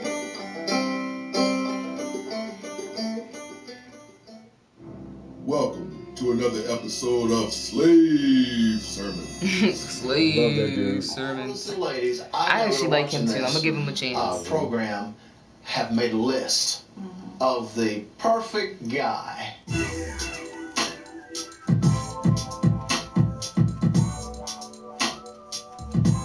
No, what's on the list? Well, most importantly is he's got to be a man of God. Okay. One who is in love with God, one who's a prayer, or someone who prays to God on a daily basis. Right. One who who puts God first in his life. Okay. You know, one who is in ministry, working in the kingdom. Right. You know, so basically, he's got to be a Christian man all the way around.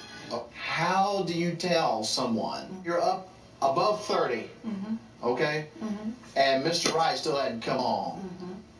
How do you tell them to wait? Okay, well, I'm well above 30. I'm still single. The key is being busy in the kingdom. We won't get lonely if we take that time and spend time with the Lord. I'm sure that there's some that have been, been praying and praying and serving and serving and praying, and he still hadn't shown up. Yeah. And praying and praying and praying and praying. Even though you have a really close relationship with the Lord, God has made us to be partnered with the opposite sex. Right. So we are lonely. We take that to God. We go to God and be sincere about it and ask him, remove this feeling from me.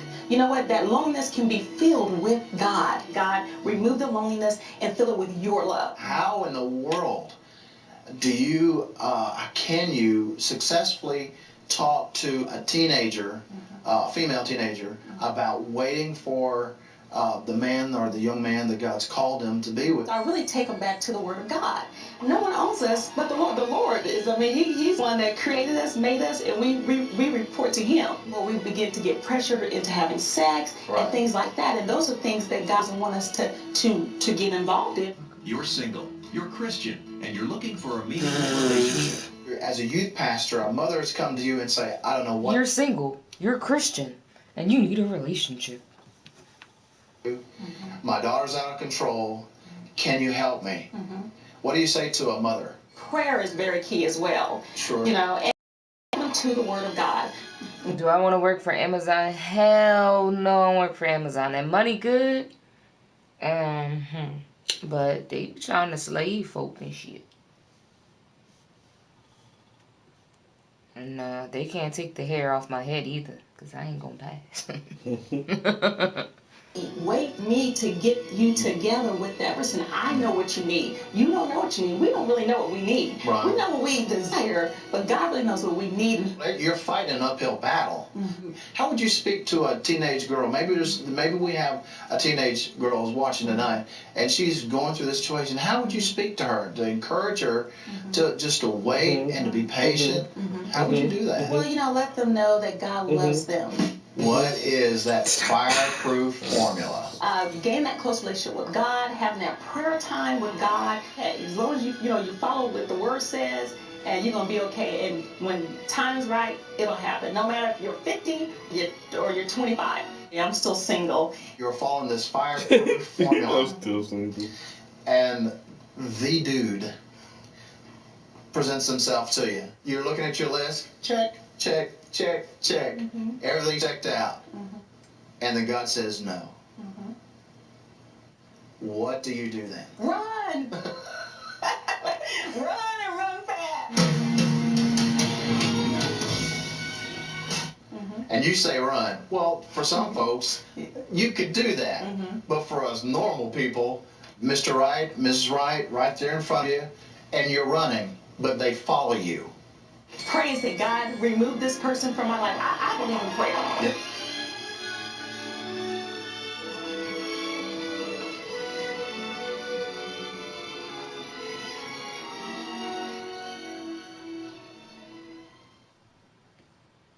Looking menacing at a white woman.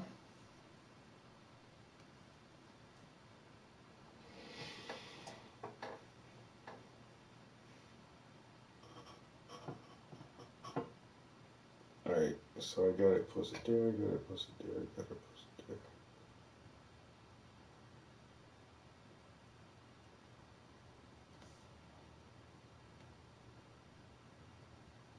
Chinese street artist isn't drawing his female customer. He's drawing her soulmate. No, he was Zhang Zhu. Suddenly, he woke up and he was Zhuang Zhu. But how can he be sure he is not a butterfly dreaming that he is a person? As both dreaming and waking feel real, how can we tell which one is true? Moving forward 1977, Philip Kindred, who created the stories for Blade Runner and Minority Report, argued that we are living in a computer-programmed reality. Who? Philip K. Dick did that. Who did he say did Blade Runner and Minority Report? Alteration in reality occurs, such as when we have an overwhelming impression that we are living in the present. Suddenly, he woke up and he was Zhuang Zhu. But how I don't think Philip K. Dick wrote Blade Runner, but I know he wrote Minority Report. As both dreaming and waking feel real, how can we tell which one is true? Moving forward to 1977, Philip Kindred, who created the stories for Blade Runner and Minority Report, argued that we are living in a computer-programmed reality, and the only clues we have to it is when some variable is changed and some alteration in reality occurs, such as when we have an overwhelming impression that we are living in the present, like deja vu. Elon Musk is another person who questions our reality, using the development of video games as an example of why we are living in a simulation. Elon says that we are clearly on a trajectory to soon have video games that are indistinguishable from reality, and those games will be played on any console or PC, and there would probably be billions of such computers. Elon Musk wonders what the levels above us look like, saying that the simulation is probably running in a boring world, since when you take a video game or a movie, it is a condensed version of what is most interesting about life. Most likely, if we are in a simulation, it's very boring outside of the simulation, and the further down the number of simulations you go, the more interesting it becomes. So what is the likelihood that we are living in a simulation? Let's take a look at the science and math behind the theories. Working at the University of Oxford on existential risk, Dr. Nick Bostrom, whose work is helped funded by Elon Musk, created the foundational theory of the simulation argument. He presents 3 scenarios. 1. The human species will go extinct before creating a simulation of another universe. 2. Civilizations that are capable of creating simulations are not interested in creating simulations of their evolutionary history or a variation of it. 3. The probability that we are living in a simulation is close to 1, as we are almost certainly living in a simulation. Dr. Bostrom says that since little is known, we must assume for now that each one has an equal likelihood. The book Superintelligence, Paths, Dangers, and Strategies by Dr. Nick Bostrom is one that Elon Musk highly recommends people to read. The link is in the description. If we are are able to create a simulation, then the chances that we are in one greatly increases. Let's explore why. When would it be possible for us to create a simulation? To figure this out, we just need to take a look at video games and predict how soon in the future we could be playing and living in virtual worlds that people can't tell the difference from the real one. Elon Musk says that we have gone from playing Pong, which is 2 blocks and a dot, to today's hyper-realistic games with millions of players. And all of this took place in just the last 50 years. He adds, yeah, that is where Blade Runner comes from. Do androids dream of electric sheep? Then imagine it is 10,000 But one of his... No. Don't come in here and be... Ow, stop! He did that. He did Minority Report, Total Recall. She got into the bathroom. I let her out. And he did A Scanner Darkly, which is one of my favorites. Create powerful video game simulations that even artificial intelligence living within them will feel like the simulation is their reality. She do all that crying and then be mad because I'm not taking the artificial intelligence would also create games and crazy ass stuff, designing multiple layers of simulations. There could be hundreds, thousands, or a million simulated universes. And if only one of the million universes is the real world, the base reality, then the probability that we are in the base reality is 1 in a million. So if we as humans are able to create a simulation, then the likelihood that we are in one increases. Elon Musk says that the odds that we are in the base reality is more like 1 in billions.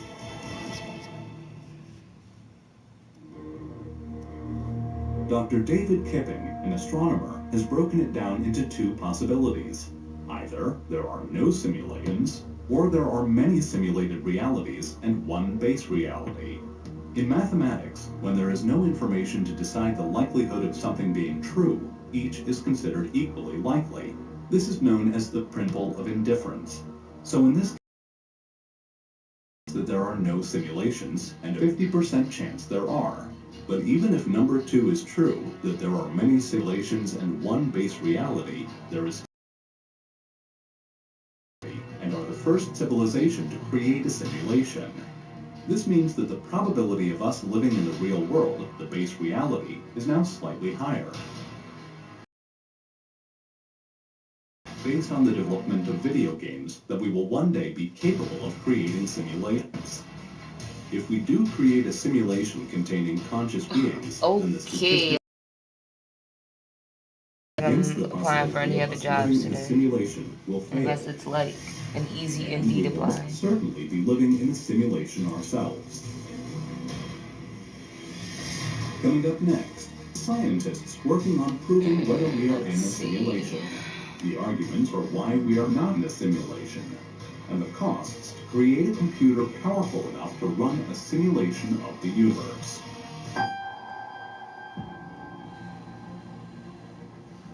Is it possible to test whether we are living in a simulation? Work is being done to test if the simulation theory is true. Here are 3 ways that scientists are testing to see if we are living in a simulation. The tests come from the idea that the simulation we are living in is run on a computer with a limited amount of computational power, just like a normal computer, and that there could be some subtle bugs in the simulation, just like in a video game. If we could detect these, this could point towards the fact that we are living in a simulation. NASA engineer Thomas Campbell and his colleagues are trying to test if the simulation is only rendering what we can see, as the simulation would not simulate everything at once as a way to save computing resources, much like in video games today. It is the technological version of the philosophical idea called solipsism. Thomas Campbell and his colleagues have designed a quantum physics experiment, one that uses a sequence of mirrors, lasers, and slits. They believe that if the universe is a simulation that only simulates what we are looking at, then the light would behave abnormally and clearly show if we are in a simulation. Another test comes from the fact that as the simulation is running, it may accumulate errors over time. The simulators would correct the errors by modifying the laws of nature. However, no drift has been observed in the physical she's finished with the application, and I'm finished posting my pictures everywhere. Are not accurate enough. or the modifications happen over extended periods of time beyond humanity's history. Another scientific experiment being set up to test if we are in a simulation comes from Silas Bean, a nuclear physicist from the University of Washington. He proposes that we could find the limited resolution at which the universe is rendered. Space-time is the probably get out of here in a minute, you guys. Watch out. The three dimensions of space. Licking my hand before I eat my food. Dimension of time. I feel so good. This painting is done. Parts of space-time. They break up the universe into a grid-like lattice and simulate small chunks of I've been here for a little while. Silas Bean and his team look at cosmic rays as visible light. He argues that if the simulation is broken down into a grid, then these high-energy and so the next time we're in the studio, energies that vary in different directions. We will be working on we can observe this, a different project. Prove that we are in a simulation. The next step is to see what happens when real-world cosmic rays. How about these some more of this Yardbird? But cosmic rays only hit a square kilometer. I'll be on the grill later on tonight. Well, later this evening, rather. So this will take some time. It's already starting to snow again, I think.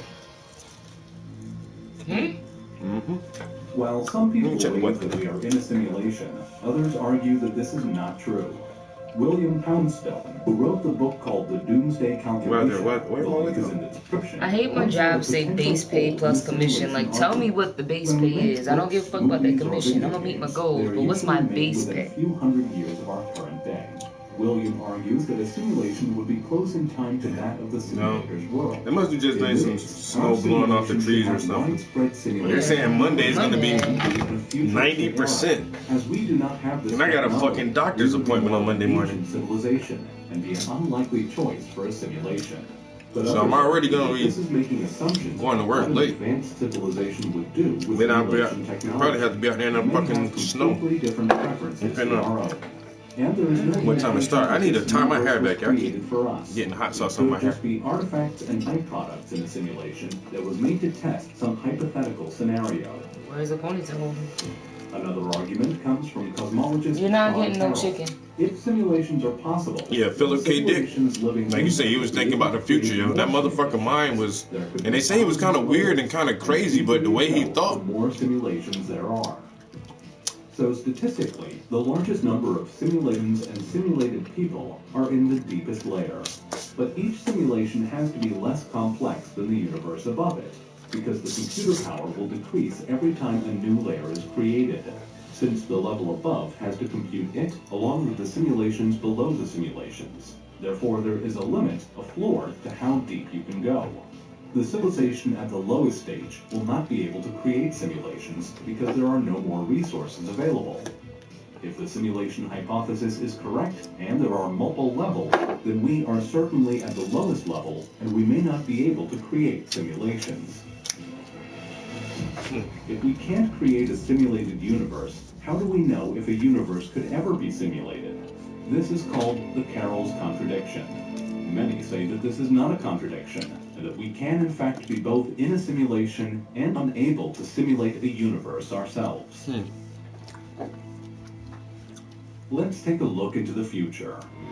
Silas Bean, a nuclear physicist trying to test if we are in a simulation, believes that we will be able to simulate the entire universe within 500 years. At 500 years? In reality, we will likely continue to do what we do with video games, which is to only simulate the parts of the universe that the players are currently looking at. This would mean that we could simulate an entire universe much sooner, depending on the number of and it can be people within the universe. Procedurally generated.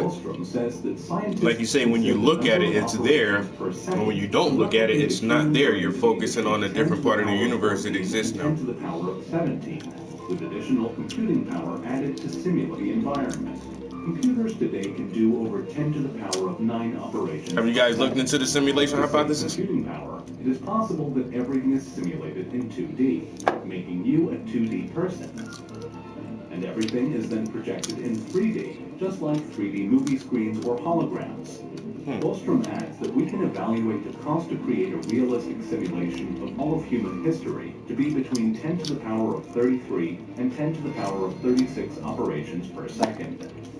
R.J. Bradbury, in his paper Matryoshka Brains, estimates Matryoshka Brains, a computer the size of a planet, yeah. 10 to the power of 42 operations per second.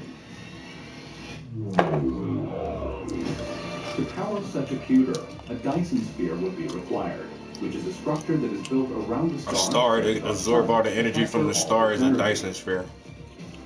Would such a powerful computer allow humanity to transfer its consciousness into a simulation, letting us travel further into space? This is something that we talk more about in our time-lapse of future tech video. The link is in the description. On the next episode of Adventure City, we take a look Isaac at robots working at Author. Tesla. Mascales of Brains and the Kardashian scale and Dyson spheres. She talks about all that shit. If you're trying to lose belly fat, The Fermi paradox. this sounds backwards, right? Well, believe it or not, it's actually true. Stop spending hours on the elliptical to get in shape. Running on the treadmill 5 or even 60. It's a conversation with Nick Boss.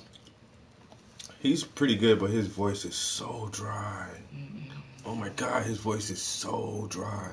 He's a really good interviewer. He asks really good questions. He keeps the conversation going, but dude, your voice is just like, it's so hard to listen to, man.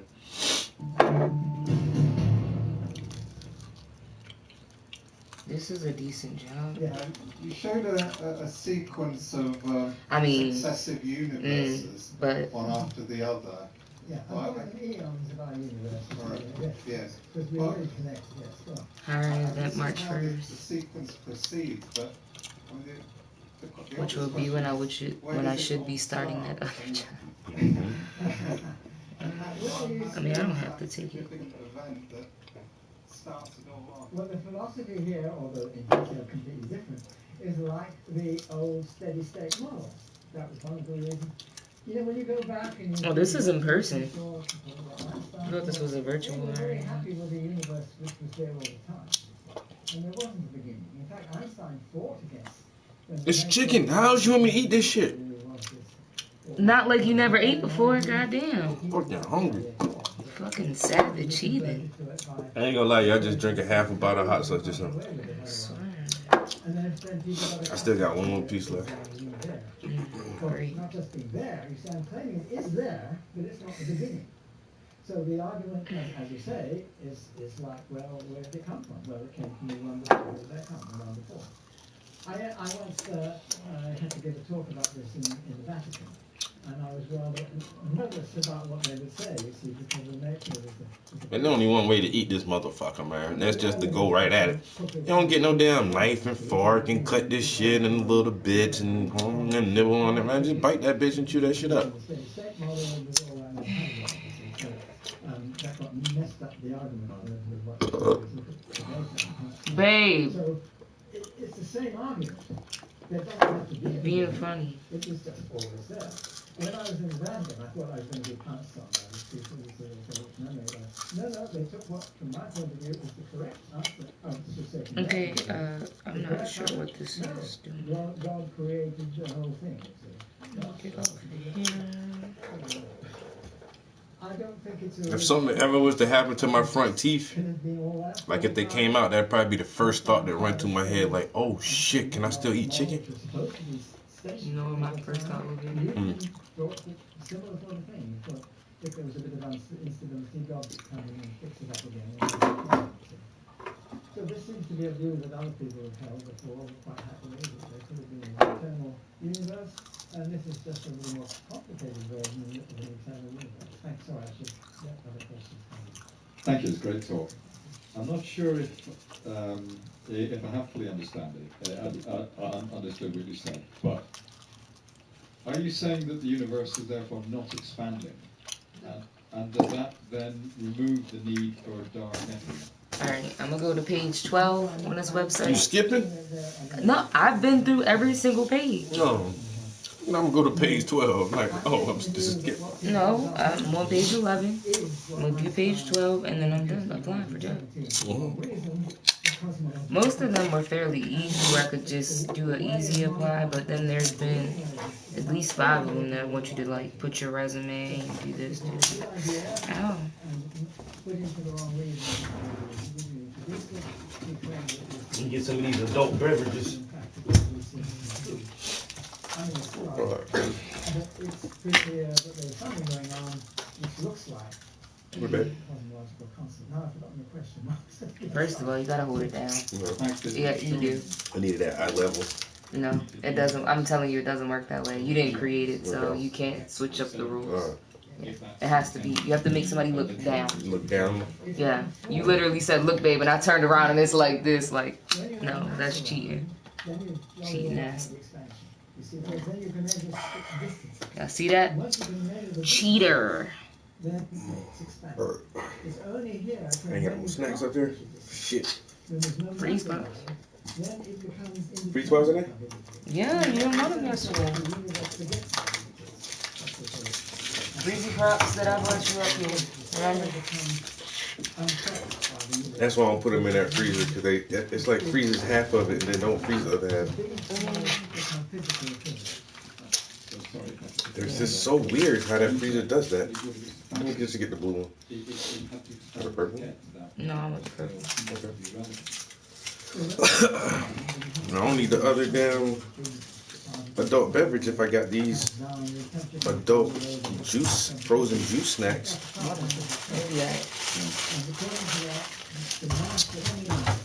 I don't normally like the grape ones, but for some reason. The grape, boom.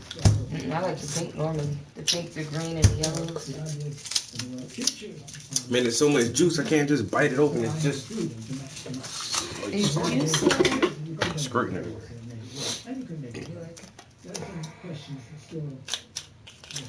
feel like an old person gotta cut my damn freezy open. Yes, the dark energy. All right. I don't like them because it's not. So what's next? It's what I call what people used to call. I might go play some video games for a while. It might be not that, but it's completely. If y'all want to see me bust some ass and some Call of Duty. That has to be there because this makes Infinity. I was actually playing Rocket League the other day, yo. It doesn't work otherwise. Y'all scored. Just do that. I scored 3 out of our 5 goals, yo. For more debates, talks, And that was like subscribe today. my first time really like playing Rocket League. And so I played like a warm-up match. And then like this next match, yo, I got 3 fucking goals in that shit. I was like, oh shit, Rocket League, I might like this little soccer race car game with whatever the fuck. But where is the conformal-cyclic cosmology of well, starting to talk about something before that singularity? Well, I was just thinking to myself, how boring this universe is going to be. You're an assistant You've got this manager. exponential You run your own expansion. business. Does that count as administrative experience? If you're an assistant manager, you ran your own business. People discovered Yeah, that's how much administrative experience do I have? It's like I've never worked as an admin assistant, but like I've worked as like a receptionist. I've worked in call centers. Like I've done all the similar functions. It seems to be a feature of when I was an assistant. That Einstein. I'm on LinkedIn. Yeah, I'm on LinkedIn. For the wrong reason. I don't use it when I'm on there. He put this new term into his cosmology. It's driving me nuts. Yeah, I mean, I'm called the just. cosmological constant. My eyes hurt And after then staring when at he the got computer. convinced that the universe had a Big Bang, he retracted it, complaining that this was the greatest blunder. The trouble was, it wasn't a blunder, it was actually right. Very ironic. I just listened to that yesterday. That was a pretty good conversation they had. He's an astrophysicist or something? Astrophysicist. Physicist. Now, y'all bitch asses better call me. I ain't even playing with them now. Who's that? That job that I want. Oh, yeah. I mean, it could be old, you know what I mean, but still. It's up there, so shit. That's because they're trying to get everybody in. That's why I said, like, I know I got the job. It's just, do I want to wait that long to fucking start work? Like, god damn. And then the other job that I got is far as fuck. Like, that's the thing. I'm getting all these jobs, but I need something local. And this is a cool job, too. A full-time house parent, but you got to relocate to Hershey, PA. Oh, damn. But I definitely would do that shit. And it's almost $80,000 a year.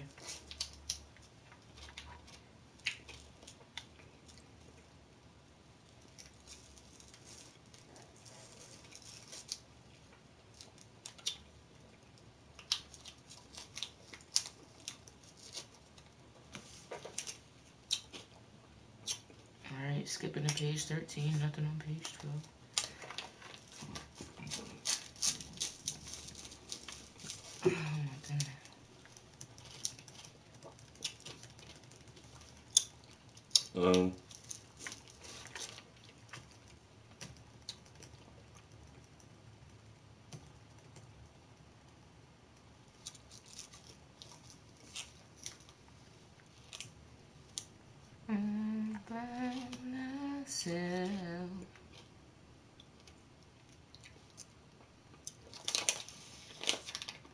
What the hell?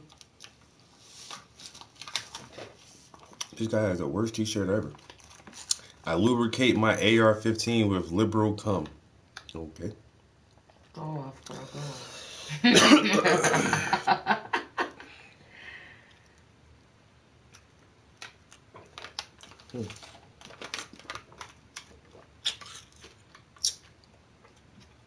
Oh shit. Oh shit. Oh shit. That was all the ices? Okay. Really? Oh well. I thought I had more Freezy Pops. You do. They're, I mean, what's this one? And I went that, oh shit.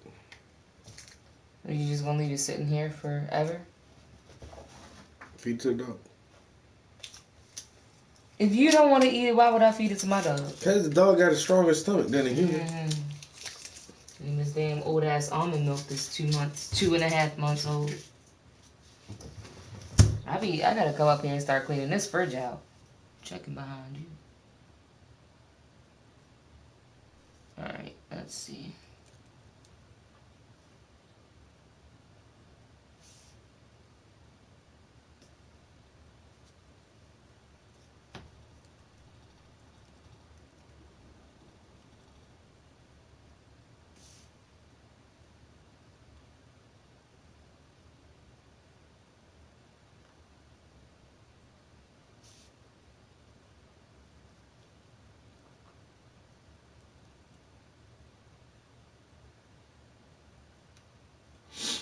Alright. Already getting some little comments and feedback from the picture I posted.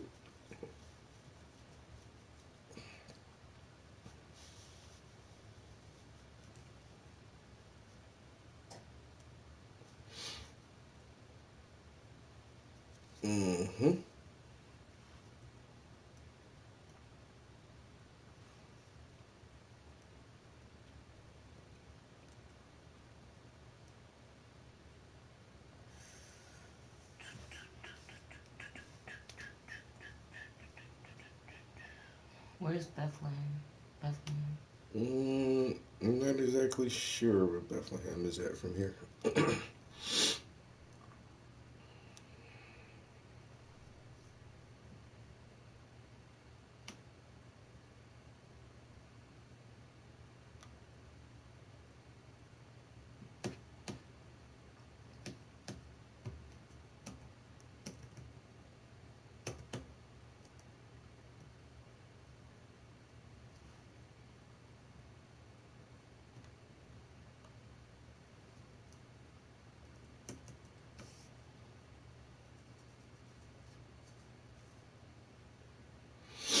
Alright.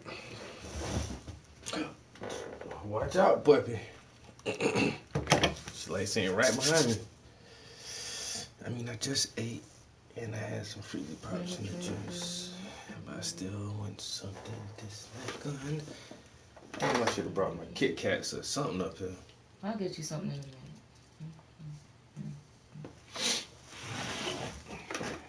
Alright, let's see.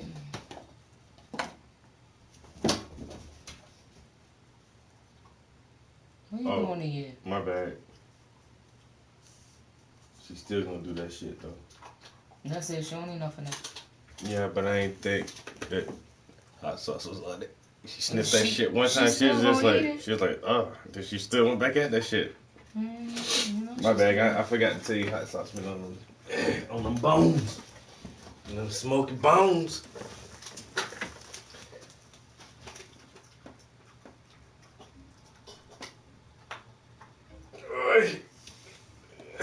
Yo, hey guys, it's like, oh shit, my brushes didn't clean those out.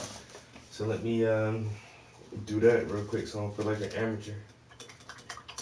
Walking off with dirty brushes. But just like that, I finished another painting. Everybody, thanks for sticking along for the ride. Who been here from the beginning? How long that shit took me, babe? You say 2 weeks, 3 weeks, something like that? 3 weeks since you accepted it, but actively working on it, I would say about a week or two. Didn't take you long at all. In 2 weeks, yeah. I feel like I did about a full work week on it. I put like 40 hours into it. That's what I'm saying. Like, but it's broken up over 2 weeks, yeah. But like in terms of time, I mean, each and every time you've been in here, you spent at least 2 hours. In the last stream the other day, we were in here for like 5 hours. So definitely, I think you might have more than 40 hours to be honest. You might have 50. Something like that. Every one of these times, I swear I've done over 100 paintings, yo. But one time, like, I'm gonna really track my painting. Not me sitting in the studio, not me talking or streaming. Like, every time I start painting, I wanna set a clock and start timing that shit.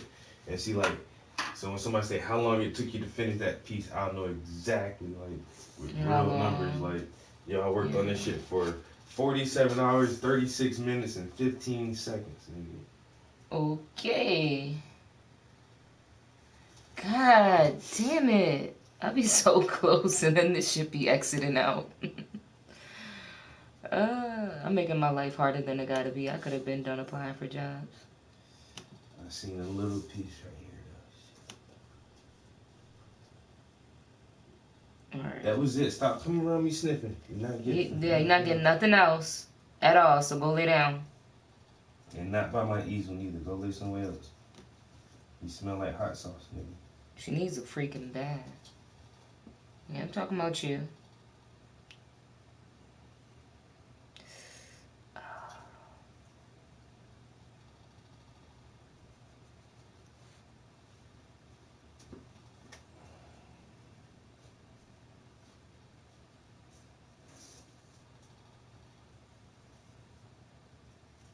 I mean, no matter how hard you sniff, it's not like some food is gonna poof out of nowhere, nigga. I think so.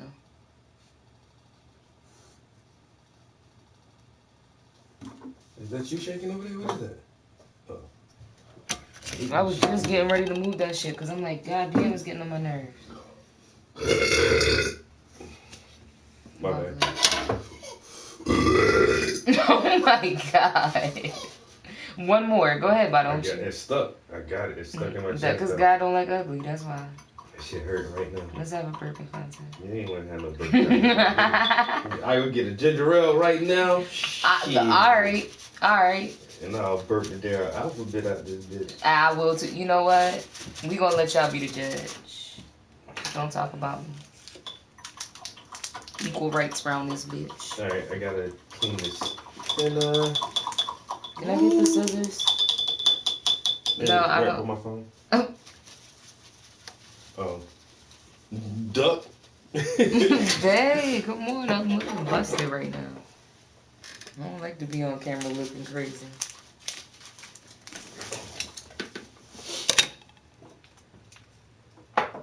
I don't like to be on camera looking crazy. That's like me saying I don't like to be on camera looking black.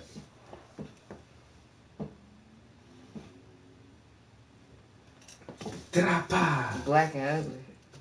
The hell. What I was basically saying was you be ugly on the camera and I ain't trying to be like you. That Jay-Z video had all the comedians in that shit, you know? Yeah.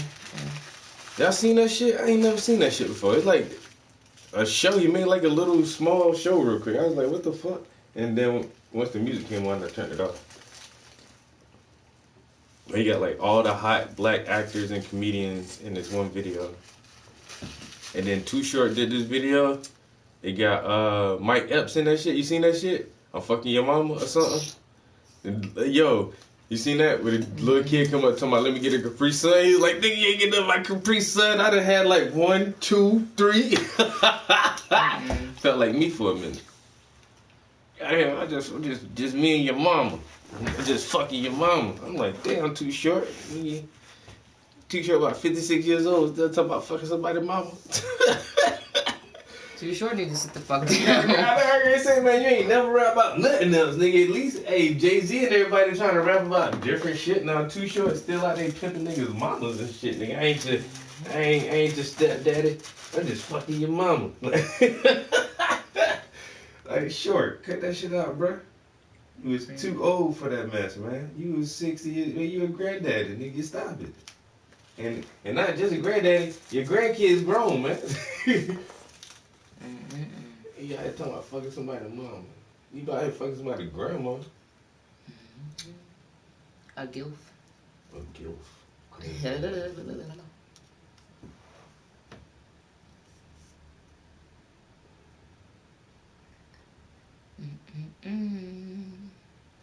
Alright, we're giving out VIP passes for pre-subscriptions to our OnlyFans page. If you subscribe now, you have access to unlock the content. Yeah, to unlock the content.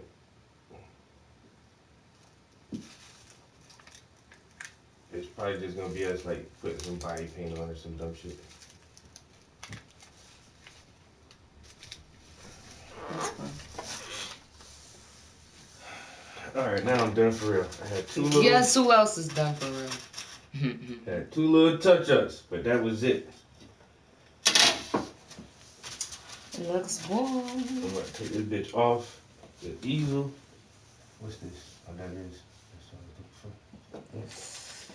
Oh my goodness. Alright, this thing's coming down, guys. Watch. It's coming off. It's coming off now. It's coming off. It's coming off now. Dun, dun, dun. And that's a wrap. That's a wrap. It's off the easel.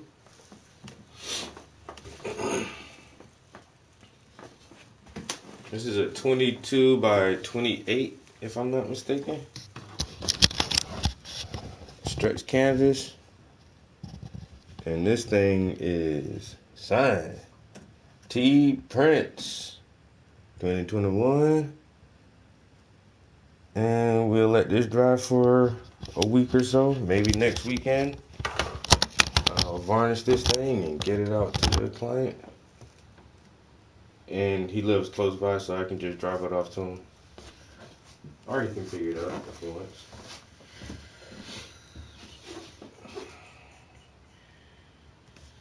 Alright, I'm done for real. I think that's a good painting, man.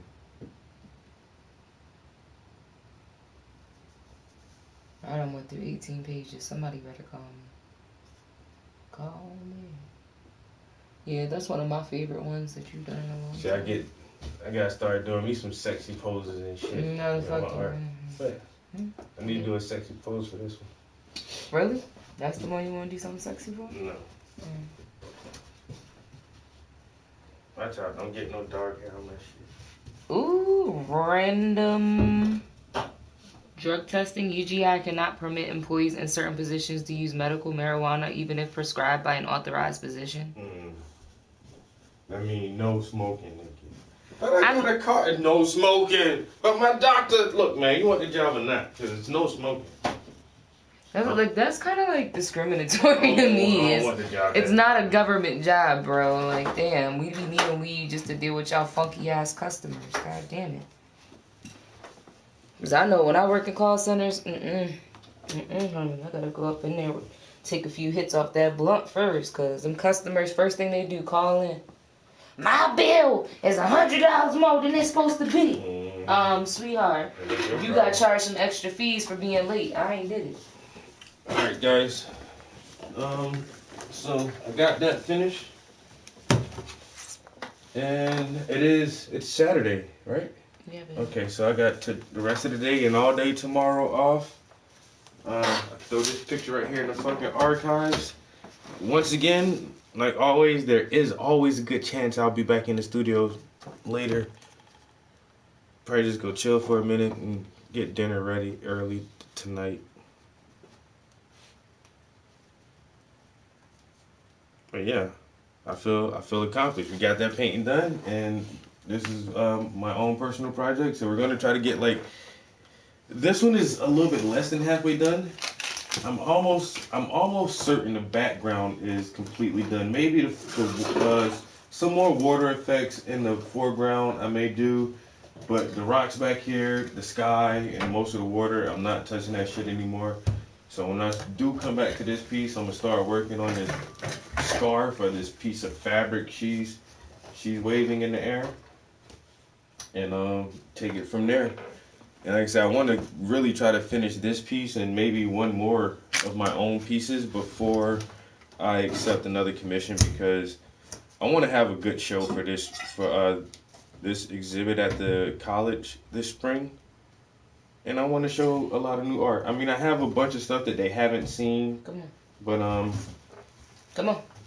I definitely want to get some of my own stuff done too.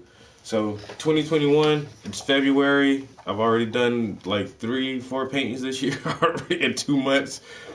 And so let's keep up the momentum and keep making this art.